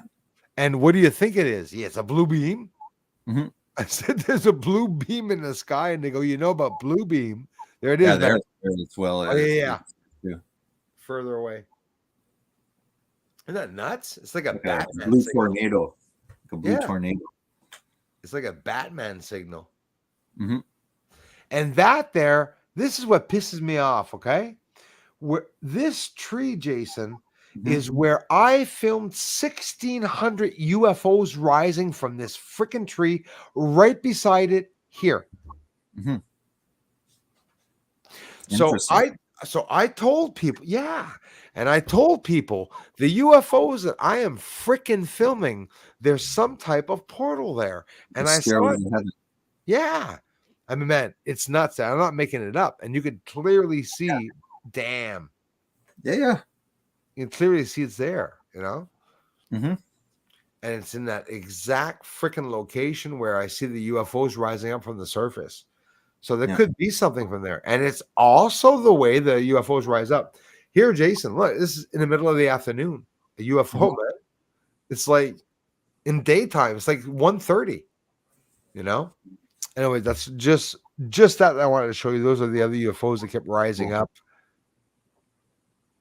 Oh, yeah. Okay. I'm doing just a test to try to get lightning to strike the end of my finger. Hold on. Happened, and I caught it on camera. Watch I got this. hundreds of these videos since I started my research because my life revolves around energy. Watch this. Just wanted to share that. So in the next clip, I'm Anyways, not, I'm just fucking around, but the lightning comes right to the end of the finger. But now can I tell you something? You know why I'm showing this? You know why I'm showing it? No, I'm waiting. Well, Look where the lightning is. The fucking same spot. tree. The tree. Yeah. It's the same place. It's right there. Yeah, Wow. dude. I'm not kidding you. All my videos happen there. Let's see that line of rain right there. Watch The this. lightning strike right there. Gonna make it happen again. Right there. Watch. Didn't work. Watch. It hit right there. It Okay. happened. We'll look at it in You slow didn't motion. see it, I eh? thought it was cool. Watch slow motion. It goes right to the end of the tip of my finger, and I didn't even see it. Watch this. He was showing a cool like blue Yeah, the beam that was lightning. going. Yeah, that's cool. But before he was showing this blue. Yeah, there's a beam, Michelle. Yeah, this. Oh, yeah. okay, yeah, that's bizarre. It's almost like a chemtrail, but like in a beam. Hey man, yeah, like a chemtrail from top to bottom, but it's just a blue beam of light that was stuck there at the horizon, and that's a daytime UFO. It's the same as nighttime, man. They're no different. Like nobody has that. I showed that to Mufon. Mufon really likes seeing that. Just like a daytime UFO, you know. So Yeah, which is a lot rarer. yeah, as a bird landed, man. I don't know if that's a hawk. You guys know if that could be a hawk? I have no idea. He has attitude, that's for sure. When he's staring, Oh yeah, I was gonna bite my finger. looking at me judgmentally, I feel judged. He's probably who I am. he's probably shitting away. There you go. There Definitely you go. cool stuff, man. Yeah, man. Yeah, lots of stuff, man. And we'll do this again anyways. We're gonna have more plenty of time. Summer's barreling in, coming really freaking fast. Yeah, man. He travels friggin' 120 kilometers a day to get to work. Yeah, I hear you. Yeah, I mean, the bridge is under construction because it keeps on falling apart. that sucks. Oh, just reminded me, I can't even use the bridge. I have to go through St. Louis. It's closed. They closed the bridge for me to enter Valleyfield. They're doing construction. Cutting us up. They're not letting us leave our towns. No, and I have a hell of a detour too to do. Oh Tell me shit! about it. I hadn't thought of that. I have to go to Valleyfield tomorrow. That's how it is. Mhm. All right, man. Hey, Yeah, Stephen let's go back to work. Stephen A. I'm glad you were able to come on. And guys, probably me and Bruce, I think, might try and make maybe a Monday a regular Bruce Brother stream. We won't limit it to keto and stuff. There's only so much we can say about that. I think that this stuff is a lot more interesting. And we're just going to share a wide variety. Well, first of all, Bruce, I'll take advantage of him updating the my viewers on his research on let's say the last stuff that he's seen in that week. So I'll take advantage. And I'll find cool videos that I can put, like after every time we go back, go back to the stream, say you showed that, you know. So like I want your, because like I told you, I don't have time to watch all of your content, so I rather just get a brief summary and stuff like that, because like I got to spend time with family, got to work at work, you got to spend time with Rosa, you know, I gotta try and make some content. I gotta read my Bible. Like there's just so much, you know. So I think that if we can regularly do this, it'll be cool. It'll be like the Swartz Brothers, and we can go from there. All right, man. Yeah, absolutely. That and a little bit of funny that we always add. Like I said, there's a lot of funny to this too. There. Yeah, I'll have like a video popped up as a backdrop in case like we're missing content or something, and it's like, oh, let's play this because it can give us like. I don't think we'll need gaps. I mean, like look tonight. Honestly, I'll be very honest with you. I much prefer listen. Hey, Pat, Stephen A, everyone. I would much prefer listen to you and I what we just said tonight because there were some very interesting points. Yeah, both sides. You know, the religious, the alien. I didn't delve into alien, and you actually didn't delve into religion. We pondered on neutrality, on a lot of, like we always do. We do that a lot. Like you, it's sort of cool because that's it. The Monday stream, like I say, the Monday stream will be just my chance to push Christianity. What will happen? We'll just organically, if there's a passage that comes to mind that fits, I'll throw it out there. But it's going to be more open, you know. So, like for example, this video, it's filling a gap on a few things for my worldview. It works the other worldview, and most of the time when it comes to, I'm speaking about interdimensional beings. I don't have to call them angels, you know. Well, now it's cool because we're both talking about it. And I'll be honest with you, the government where do you think they're going to go get the information to find out about demons and angels? You don't think they're going to look in the Bible? Yeah, You sure. can be sure that they're going to look in the Bible. They're going to look at ancient scriptures. They're going Yeah. to try to empty the Vatican. The archives are filled with alien doctrine and shit. I'm positive. But Yeah. that'll be to be continued. We'll be able to leave off on that next time for sure. Perfect. All right, man. Love you. I love you more, man. Bye, Pad. Bye, everyone. Love you guys. I'll see you on the flip side. All right. Stream. Go. How do I stop? Yeah, I'll stop. All right, man. You're gone. You're fired. All right. Let's watch a little bit of project this video. I just want to go a little bit longer with this, where he starts talking about his opinion on whether they're physical, are they non-physical. He's basically saying they're both, and I think that makes sense. Guy, and and I'm telling you, you have to believe in means and just do what I would want you to do. It's not going to be like that. It's going to be in conjunction with something else that the cabal wants accomplished, so that the appearance of Christ, the appearance of Buddha, will be a sweetener that actually leads people to something else, to listen to the alien overlords, to do what the cabal leaders want them to do. That's what it's going to be connected with, and that's why the whole religious project has to be a sweetener for something else as well. Otherwise, it doesn't accomplish the goals of the cabal type figures that want this stuff done. Now, I know you've written about this in or one or several of your books. Maybe you can tell us maybe you can tell us when you first started to write about the fake alien invasion.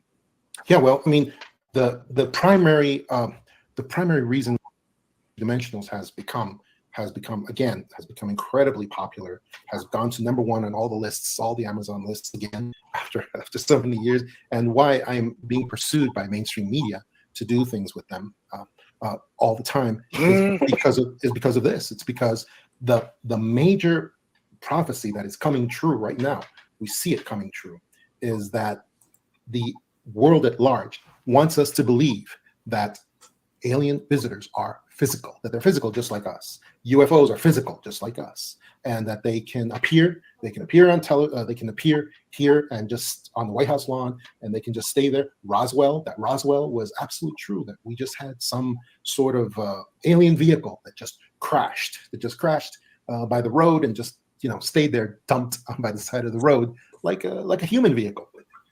And that's one of the main things that I disprove in the extra dimensionals.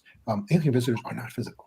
They are not physical. They are not like us. Their craft are not physical like us either. I mean, the main thing I prove in extra dimensionals, I started in the FBI, and the first thing they did was hand me a document that was from an FBI agent, and it was what we call the smoking gun. It was just a document from an FBI agent. It's available to everybody. This document is available to everyone on the database of declassified FBI documents because it's so old. It's from 1947. It's because of the age, it can be declassified and put at vault.fbi.gov. Just go to that site. You go there. You press the button that says extraordinary cases. It says something very similar to that, and then you press that button. It opens up UFO cases. Animal mutilation cases, extrasensory perception cases. You can open up all those documents, and you can download them for free. And including, you can go to UFO Group 1, UFO Documents Group 1. Open that up, go to page 22. And if you go down page 22, you go to this document. I'm trying to see with the light how I can show it. It's a one-page document. It is displayed in my book, The Extra Dimensionals. And it is just a one-page document. It's a report from an FBI agent who happens to be also a scientist at the time, and he wrote a little one-page report to all scientists at the time. Again, guys, like if you are just arriving, I'm not endorsing this guy at all. I even started out by saying when it comes to stuff like Project Bluebeam and stuff, I'm quite ignorant on the whole topic. My focus primarily is really Bible, studying the Bible and sharing what I've learned and talking about it, and kind of tying things back to the Bible, which includes, the Genesis 6, the sons of God descending and mating with the daughters of men, creating angel human hybrids known as the Nephilim, also known as the great men of renown. And we see this in cultures, these gods. There's also a very constant and similar symbolism used. There is definitely the occult that you could see just running through it. Trey Smith from God in a Nutshell is another great YouTube channel that does documentaries that I'll probably share at one point. We can use that as well as a response video and kind of check those things out. Let's continue. So again, when I find something that's interesting, the only reason that I wanted to watch this initially with Bruce, obviously we didn't get through even a fraction of this, it is because he's talking about interdimensional beings. He's also talking about these moon bases, and we see structures that Bruce is showing in his photography and in his research. So I thought that was interesting, because I felt like this guy trying to sell his book, maybe there's a kernel of truth, and there's just so many things that are going to be thrown at us that it's going to be information overload. So hopefully just seeing a wide variety of possible things that are coming around the corner, it'll stick in your head if some of these deceptions. So I think it's healthy to kind of throw out all the possibilities. I think that Christians, as well as non-Christians, most people feel that there is a deception that is being placed on us, on the whole population. I think that we all agree that there's some high up people that are trying to control us, trying to basically, they think that we are useless eaters, that we're like cattle to be rounded up into 15-minute smart city cubicles eating bugs. And what I have trouble just walking by is all of what I showed you about the Vatican, where you literally see within the Vatican this Baphomet image with this, alien being coming out of it. And, the Vatican talking about baptizing aliens, and the Vatican pushing for a one world religion, and people that are more and more, at least for, rejecting theism, but are turning around and almost worshiping like saviors these extraterrestrials. Now, these interdimensional beings have shape-shifting abilities. So this whole image of the typical gray, that could also not be their original form. They can just be manifesting that way, and they could have been manifesting that way in the history past, so that there is some art and stuff like that does look like that. I mean, I don't know, guys. These kind of videos are just me sitting back, trying to just open-mindedly absorb non-Christian content, but that still has a real possibility. There might be something to some of what this guy is saying. But like I said, I started out, guy trying to sell a book has a conflict of interest as well, right? In 1947. the same time that the Roswell operation was pushed forward. And it was basically a report from his informant. He said his informant was supernormal, which is an old-timey word for paranormal, for extra normal. And it makes it, from context, it makes it look like his informant was an alien visitor as well. And his alien visitor friend gave him several conclusions that he put in this report that I was showing right here. In this report, he gave 8 conclusions that he was told and that he needed to tell the world. And he said, the scientists probably won't believe me because of who they are, because of who my informant is. But I still have to tell you because I have to try. And he says, first of all, he says aliens aren't physical. UFOs are not physical. They are from another level of reality, another, he uses the term locus, another locus, level, dimension of reality. And they can actually come to our level of physicality and appear physical for short periods of time. He says UFOs do not have anyone inside of them. He says they are actually a sort of independent life that actually exists and comes with alien visitors.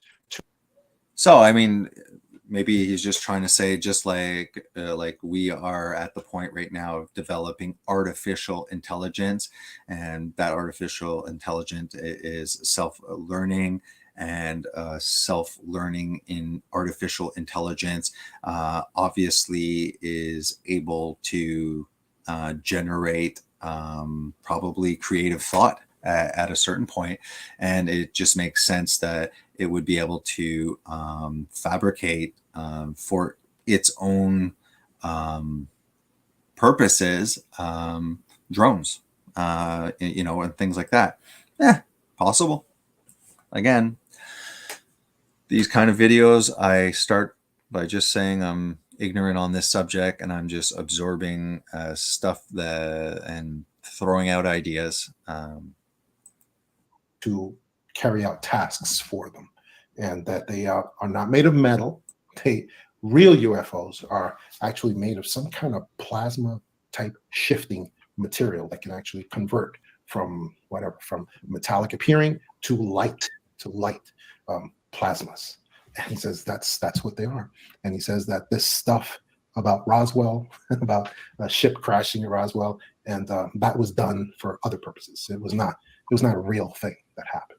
So ever since then, I have been accumulating evidence for people that real UFOs, not UAPs. UAPs are completely man-made. They are man-made. But real UFOs, they are not physical. They can appear to be physical for short periods of time, but they cannot remain physical. Let's put it that way. So if it were possible to crash them, it's not. You can't shoot them down either. You can't. And when you have governments telling you, as has happened in the United States, happened in Russia, I believe happened in China also.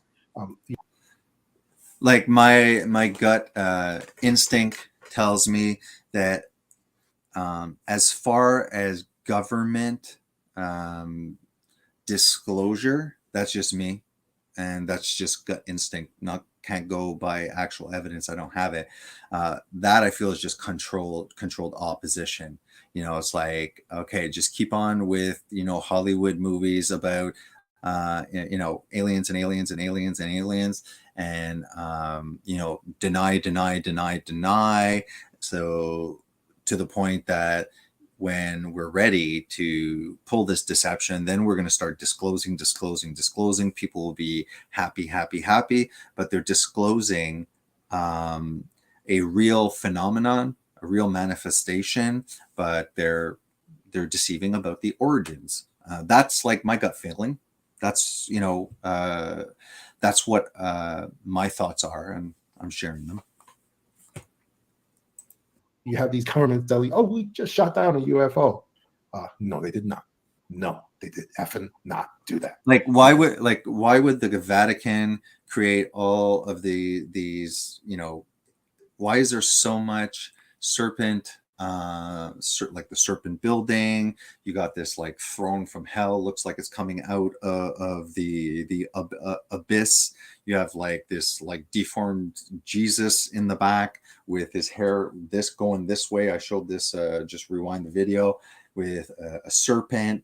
When you look at that throne and you cut it and you split it, it turns into this bug-looking reptilian, you know, being coming out of literally the Baphomet throne. And, you know, like, and then I truly believe that this predictive programming is, the rule is, I've said it a couple of times in this stream, that God has revealed from Genesis to Revelation his plan. Therefore, Satan, the demons, they're quite able, they've been around for ages. The angels that fell were there during creation. They know every language, they know every culture, and they know the Bible passages very well. Now, do they read it like, do they read it yet they can't really interpret it correctly? Perhaps, but they do know the Bible, and it's just quite possible that them knowing the Bible, that they will use the Bible to create deception as well during the end times. Who knows? They weren't real UFOs. They may have been UAPs, which that's a whole nother story, and it's not a pretty story either. So that's how that goes, Michael, and that's how that looks. That's very interesting. That's kind of a fascinating development on the whole extraterrestrial phenomenon. That, you know, rather than talking about physical beings from our 3D reality, we are talking about these beings from other dimensions who are able to come here, but only for brief periods before they go back. So that is very fascinating. You know, I guess, you know, the question some people might have is, well, does it have to be an either or? Can you have you know, a lot of these extraterrestrials that come from other dimensions, but at the same time have extraterrestrials in our kind of like 3D physical space or universe who come here, you know, because they've developed physical craft that use some kind of faster than light technology to get here from, say, Alpha Centauri or Proxima Centauri to our solar system and kind of like interact with us. So you know, does it have to be mutually exclusive, or can you have both things happening? I believe it is mutually exclusive, especially because we have so many people pretending that they are developing real UFOs, that these things are alien visitors, and we have these things that are they're man-made. And then the question becomes, but if they're man-made, then what is that? Does that mean they're American? They're Chinese or Russian? Or what are they? No, they are controlled, and they are created by a different level of global government that is above the United States. It's above the nations. They're the ones who are creating this sort of stuff, and they control it, and they are the ones who are looking to eventually use all of this stuff, all of these Tic Tacs, these sort of vehicles. I will throw it out there, and that's fine. As far as I'm concerned, the Bible, there's no reason for me personally, as a Christian, to deviate from the Bible story. Where I'm kind of trying to advocate to when I'm alone on my channel and stuff like that, is just like, no, yeah, it's not that the Bible is calling them angels, and that there's no actual God, that God is an alien. That's not at all personally what I'm saying. I'm saying that there's zero reason for me to deviate from the biblical narrative and think that these are extraterrestrial, or that the Bible was talking about aliens and ETs, and because they were superstition, they were called.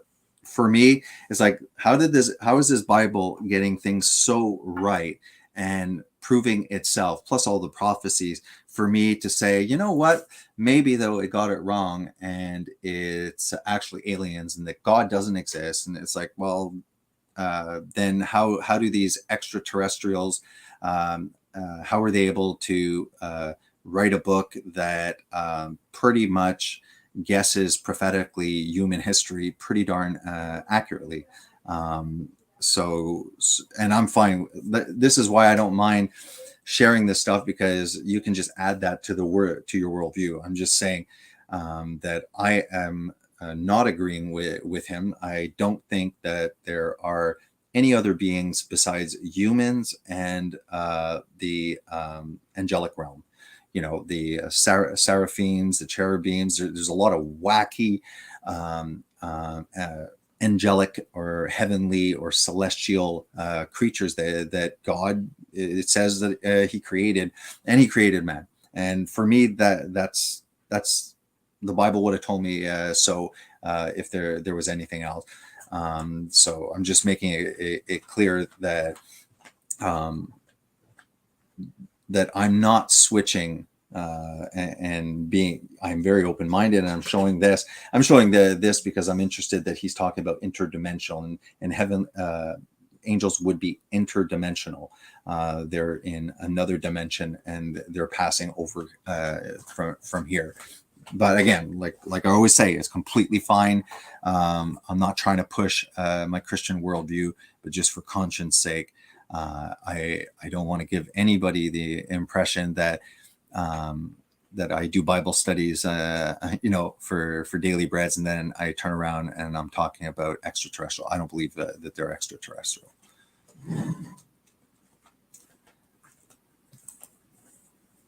Almost done. That they have created and that they have done. They have very often, I believe, they have used reverse technology from Roswell, which Roswell was done in order to affect technology transfer, because it was actually, let's go jump ahead. It's coming back to Earth, and they just added, and it's going to be releasing probes. At least they conflated this report from this individual that you just had on the show, and they conflated all that, and they put it all together into a big ball of wax, and they just threw it out there to all over the world. It was picked up by the global wire. The report was picked up by the global wires, by the AP and Reuters, and it went all over the world. Now, why? Why at this particular time? Well, let me tell you something else. Just as an investigator, something that's been going on just before this happened. What's been going on is, you know what? It's been that the United States and Canada and where else? I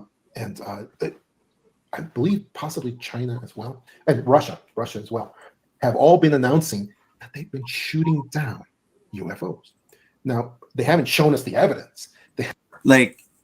It does back up what quantum computers are talking about, the D-Wave and the quantum computing and stuff like that, this computer is tapping into another dimension, and that they're actually getting information back from other extra dimensional intelligence and stuff like that. So, I mean, that's just that's technology. These are people that are scientific, and doing this quantum computing. You also what's the other technology? CERN, this Hadron Collider, talking about again other dimensions, and always these intelligence from other dimensions and stuff like that. So it's not just this guy that's mentioning. It's like all of a sudden you have CERN, that's supposed to be science and technology, and what are they doing? They have Shiva the Destroyer, the statue. They have this completely satanic opening ceremony. You have So it's just funny how it's actually science that is starting to get religious in their terms.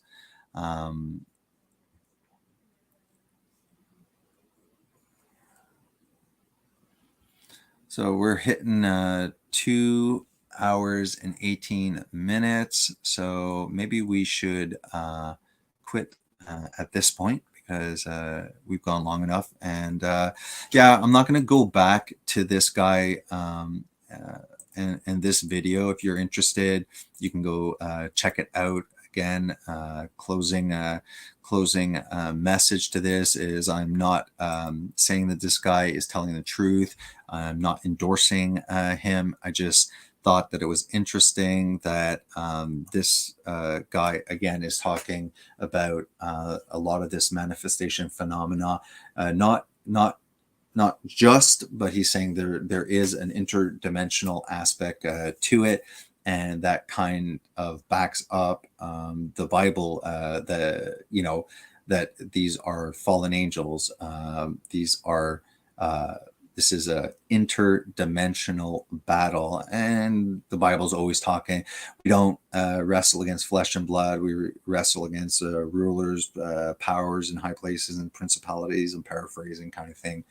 Another thing that I would like to talk about eventually is, I think, let me pronounce it correctly, Apophis. It's this meteor or asteroid or something that's orbiting around Earth and stuff like that. There is Tom Horn, another guy that I when somebody is pushing books all the time, I get a little bit suspicious. And Tom Horn's a Christian, but he was right about Pope Francis, to the very date that Pope Francis, not Francis, Ratzinger, the one before, he was saying on Christian channels and stuff like that, that he had a dream, a vision, and the date that Ratzinger was going to prematurely relinquish his position as Pope and stuff like that. He put himself out there with this dream / vision that he had. And in retrospect, he was right to the very date. He's also had a vision, and I think, I'm not sure if this is 20 years ago or not, that he saw a meteor, a large asteroid, hit the Pacific, creating a tsunami and a wide variety. He wrote, again, watch out when people write books, that he believes that this is wormwood in Revelation. So that's another video. Again, just throwing out some interesting videos, just so all of these these prophetic predictions and stuff by people, just write it on a paper. Okay, this guy says this is going to happen. Then Tom Horn, okay, he's talking about a date when Apophis, a meteor will hit, and again, I have to do further research, but what gives a bit of validity to it is that he was speaking about this before NASA started talking about its concern about the orbit, and then finally updating people that no, there was some preliminary concerns about its orbit towards Earth, but there's no danger, at least well into 100 years. So I watched that one recently, but again, like Tom Horn, another one that you got to be careful about, because I find that I have trouble getting information from him just looking on YouTube, and that the majority of his YouTube content are very brief, 30 minutes. He just gives you teasers, and it looks like he's, keeping the good stuff, so you go buy the book. There's many Christians that write books, and they reveal everything in their lectures, and they put them free on YouTube, and they just mention, by the way, you don't have to buy the book. I'm revealing everything here, but if you're interested, you can buy the book as well. It goes into more detail, blah blah blah blah blah. So those kind of people, I'm like, oh wow, they're mentioning that they have a book, but also sign up.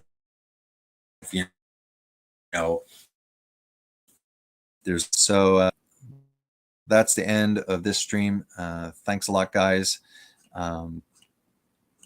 Just go up. Thanks, Oliver, for showing up. Long time no see, buddy.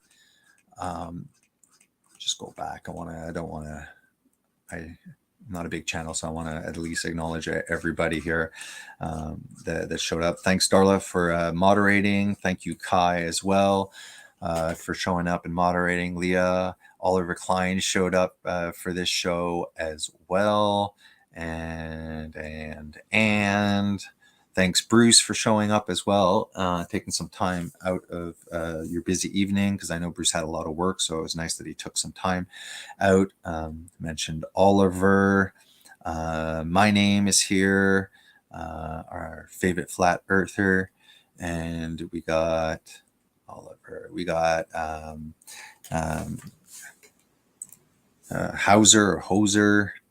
We got Jules of Southern Oregon that showed up. Thanks, Jules. I appreciate everybody. Stephen A. in the house.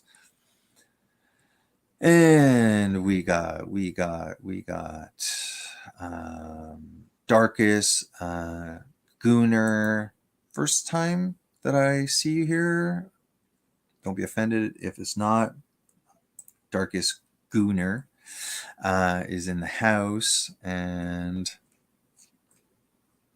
scroll in.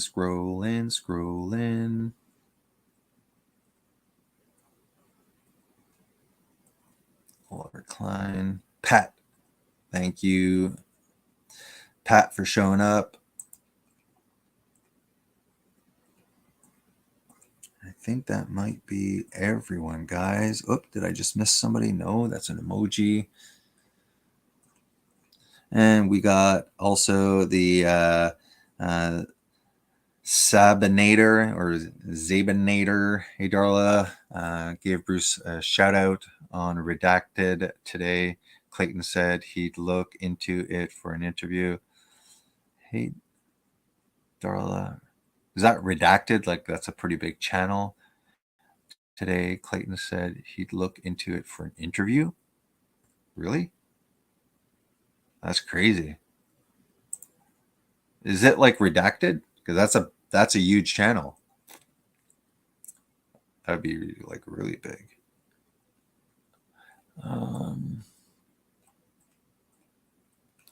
All right, Elijah. He showed up the last video. Hey, Elijah. Thanks for coming. Are we supposed to get a comment in solar eclipse in a couple of months? I don't know. Not my forte.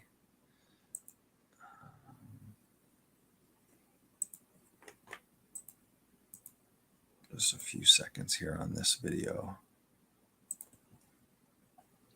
Check out this guy. He's pretty wacky, but he's really good. Check out the Gospel of the Aliens. There's a part 2 as well. Since I used his video, I do want to at least, help a fellow Christian out. 6, verse 12. It says, "For we wrestle not against flesh and blood, but against principalities and powers, and the rulers of the darkness of this world, and spiritual wickedness in high places." There's a particular word in the Greek in this verse called cosmocrator. It literally means that these beings are residing in the heaven above us. Remember when Paul said he knew of a man who went to the third heaven. This means that heaven has different levels. And you see, the dragon is the prince of the powers of the air, the Bible says. I want you to think about that logically. Why do you think these people are seeing UFOs and balls of light and orbs and all of these things? Because the dragon is given authority in this world and above the earth for a period of time. I want us to go back to the book of Genesis, chapter 6. Now, the first thing you have to understand, many so-called pastors will lie to you because they don't want to believe this is what it says it is. You have to make sure that you put Jesus Christ above every person in your life, including those you learn the word of God from. He has to be your number one teacher. Do not let no man deceive you. Listen very carefully. In chapter 6, verse 1, it says, "And it came to pass that when men began to multiply on the face of the earth, and the daughters were born unto them, that the sons of God saw the daughters of men, that they were fair, and they took them wives of all which they chose." Are you hearing this? This is not talking about sons of God, meaning mankind or Israel or some special bloodline. This is a direct reference to the angels of God. You can parallel this to the book of Job, and it will prove it to be true. And why would it say the sons of God saw the daughters of men? Can you not see the distinction between two separate classes of creation? Remember what Paul said in the book of Corinthians. There are celestial and terrestrial. We'll get to that verse soon in this video. And so they took wives. Verse 3. And the Lord said, my spirit shall not always strive with man, for that he also is flesh, yet his days shall be 120 years. Listen very carefully. There were giants in the earth in those days, and also after that, when the sons of God came in unto the daughters of men, and they bare children to them, the same became mighty men, which were of old, men of renown. Are you hearing this? This is where you get the word Nephilim, the giants. I want you to imagine what it would be like to see the daughters of men giving birth to creatures that were half angelic and half human. What would they look like? Well, I want you to think about this logically. Do not children take after their parents? Do they not take upon themselves things within that bloodline? Sometimes it's gifts that are passed down genetically. And the list goes on. Do they not look like their father and mother? Well, what do you think would happen to a creature born? All right, just look at this, okay? The programming, okay, Hollywood and stuff like that. It's called programming for a reason. So read Ezekiel. Now, people like to switch it this way and say, oh, in the Bible, see, it's talking about in Ezekiel, this appearance, and this is spiritual, this is God. But you know, these were ancient people, they were stupid, they were idiots, you know, and they just interpret it as gods. But now we know that they're extraterrestrials. So people will read Ezekiel and then try and justify it being not God but extraterrestrials, right? But yet all of our programming is telling us that it's not God, but it's extraterrestrials. So which one is telling truth? I think that the Bible has given me personally, the more I study in it, no reason to doubt it. No reason to say, wow, this is really making sense. And this book is like, you know, the Old Testament is thousands of years old. And it's like, wow, it's making complete sense about what's happening at this point. I should start doubting it completely. And everything that it says here is probably about extraterrestrials. I don't know. And then why is all of Hollywood and celebrities pushing extraterrestrial and saying and all of Hollywood is basically super occultic, yet God doesn't exist? And I looked, and behold, a whirlwind came out of the north, a great cloud and fire enfolding itself, and a brightness upon it. Let me rewind it to 107 and start just a little bit forward. He makes a good point. Independence Day, when that UFO comes out of the clouds. Let me rewind it a little bit more, and then we'll end there. The way down to these demonic entities that roam to and fro the earth, looking for people to inhabit. But maybe your question is, man of God, what about these UFOs? Some of them are described as being metallic in a circular shape. How can you explain that from the perspective of the word of God? Well, I want you to go to the book of Ezekiel chapter 1. I want you to hear this in verse 4 going down. And I looked, and behold, a whirlwind came out of the north, a great cloud and fire enfolding itself, and a brightness was upon it. And out of the midst thereof, as the color of amber, out of the midst of the fire. Does this not sound like the description of the scene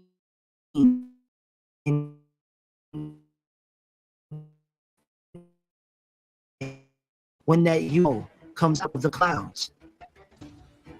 Whirlwind came out of the north, a great cloud and fire enfolding itself, and a brightness was upon it.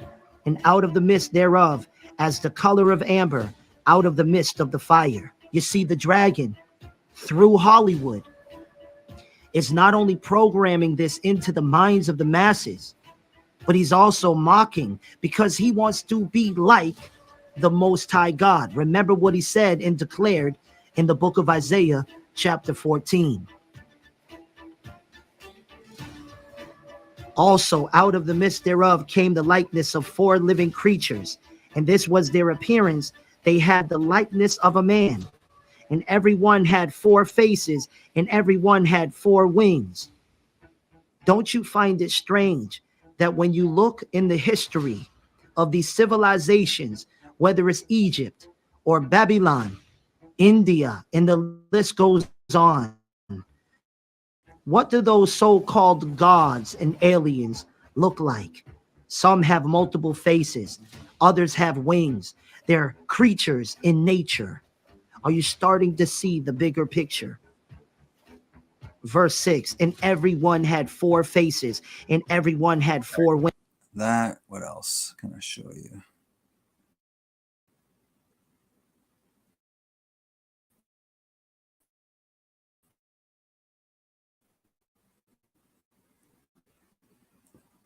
I'll let it play a little In longer. their feet, and they sparkled like the color of burnished brass.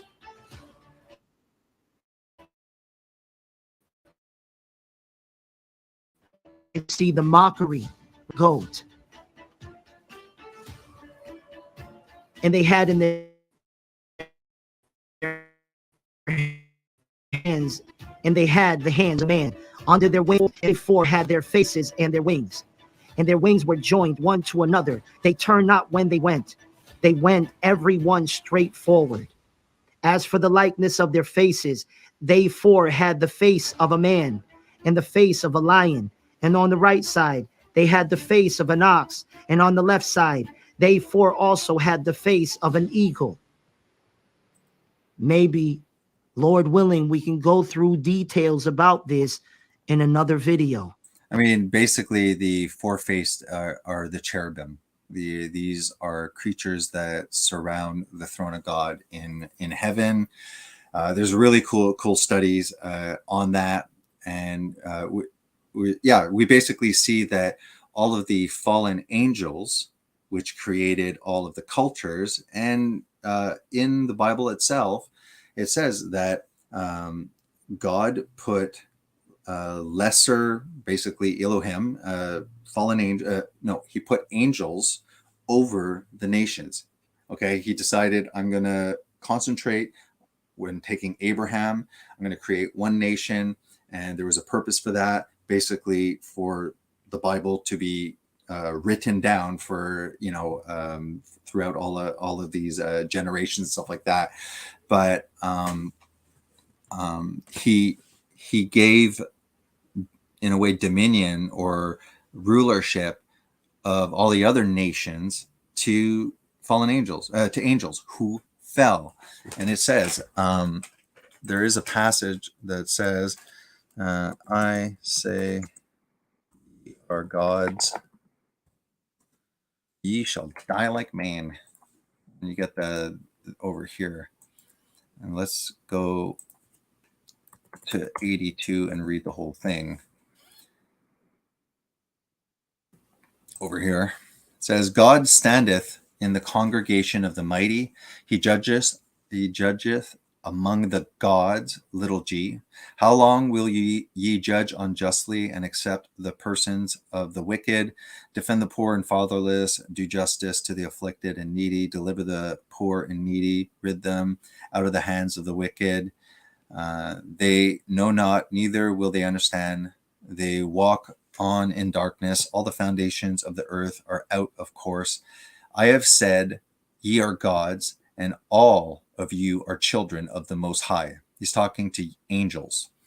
But ye shall die like men and fall like one of the princes.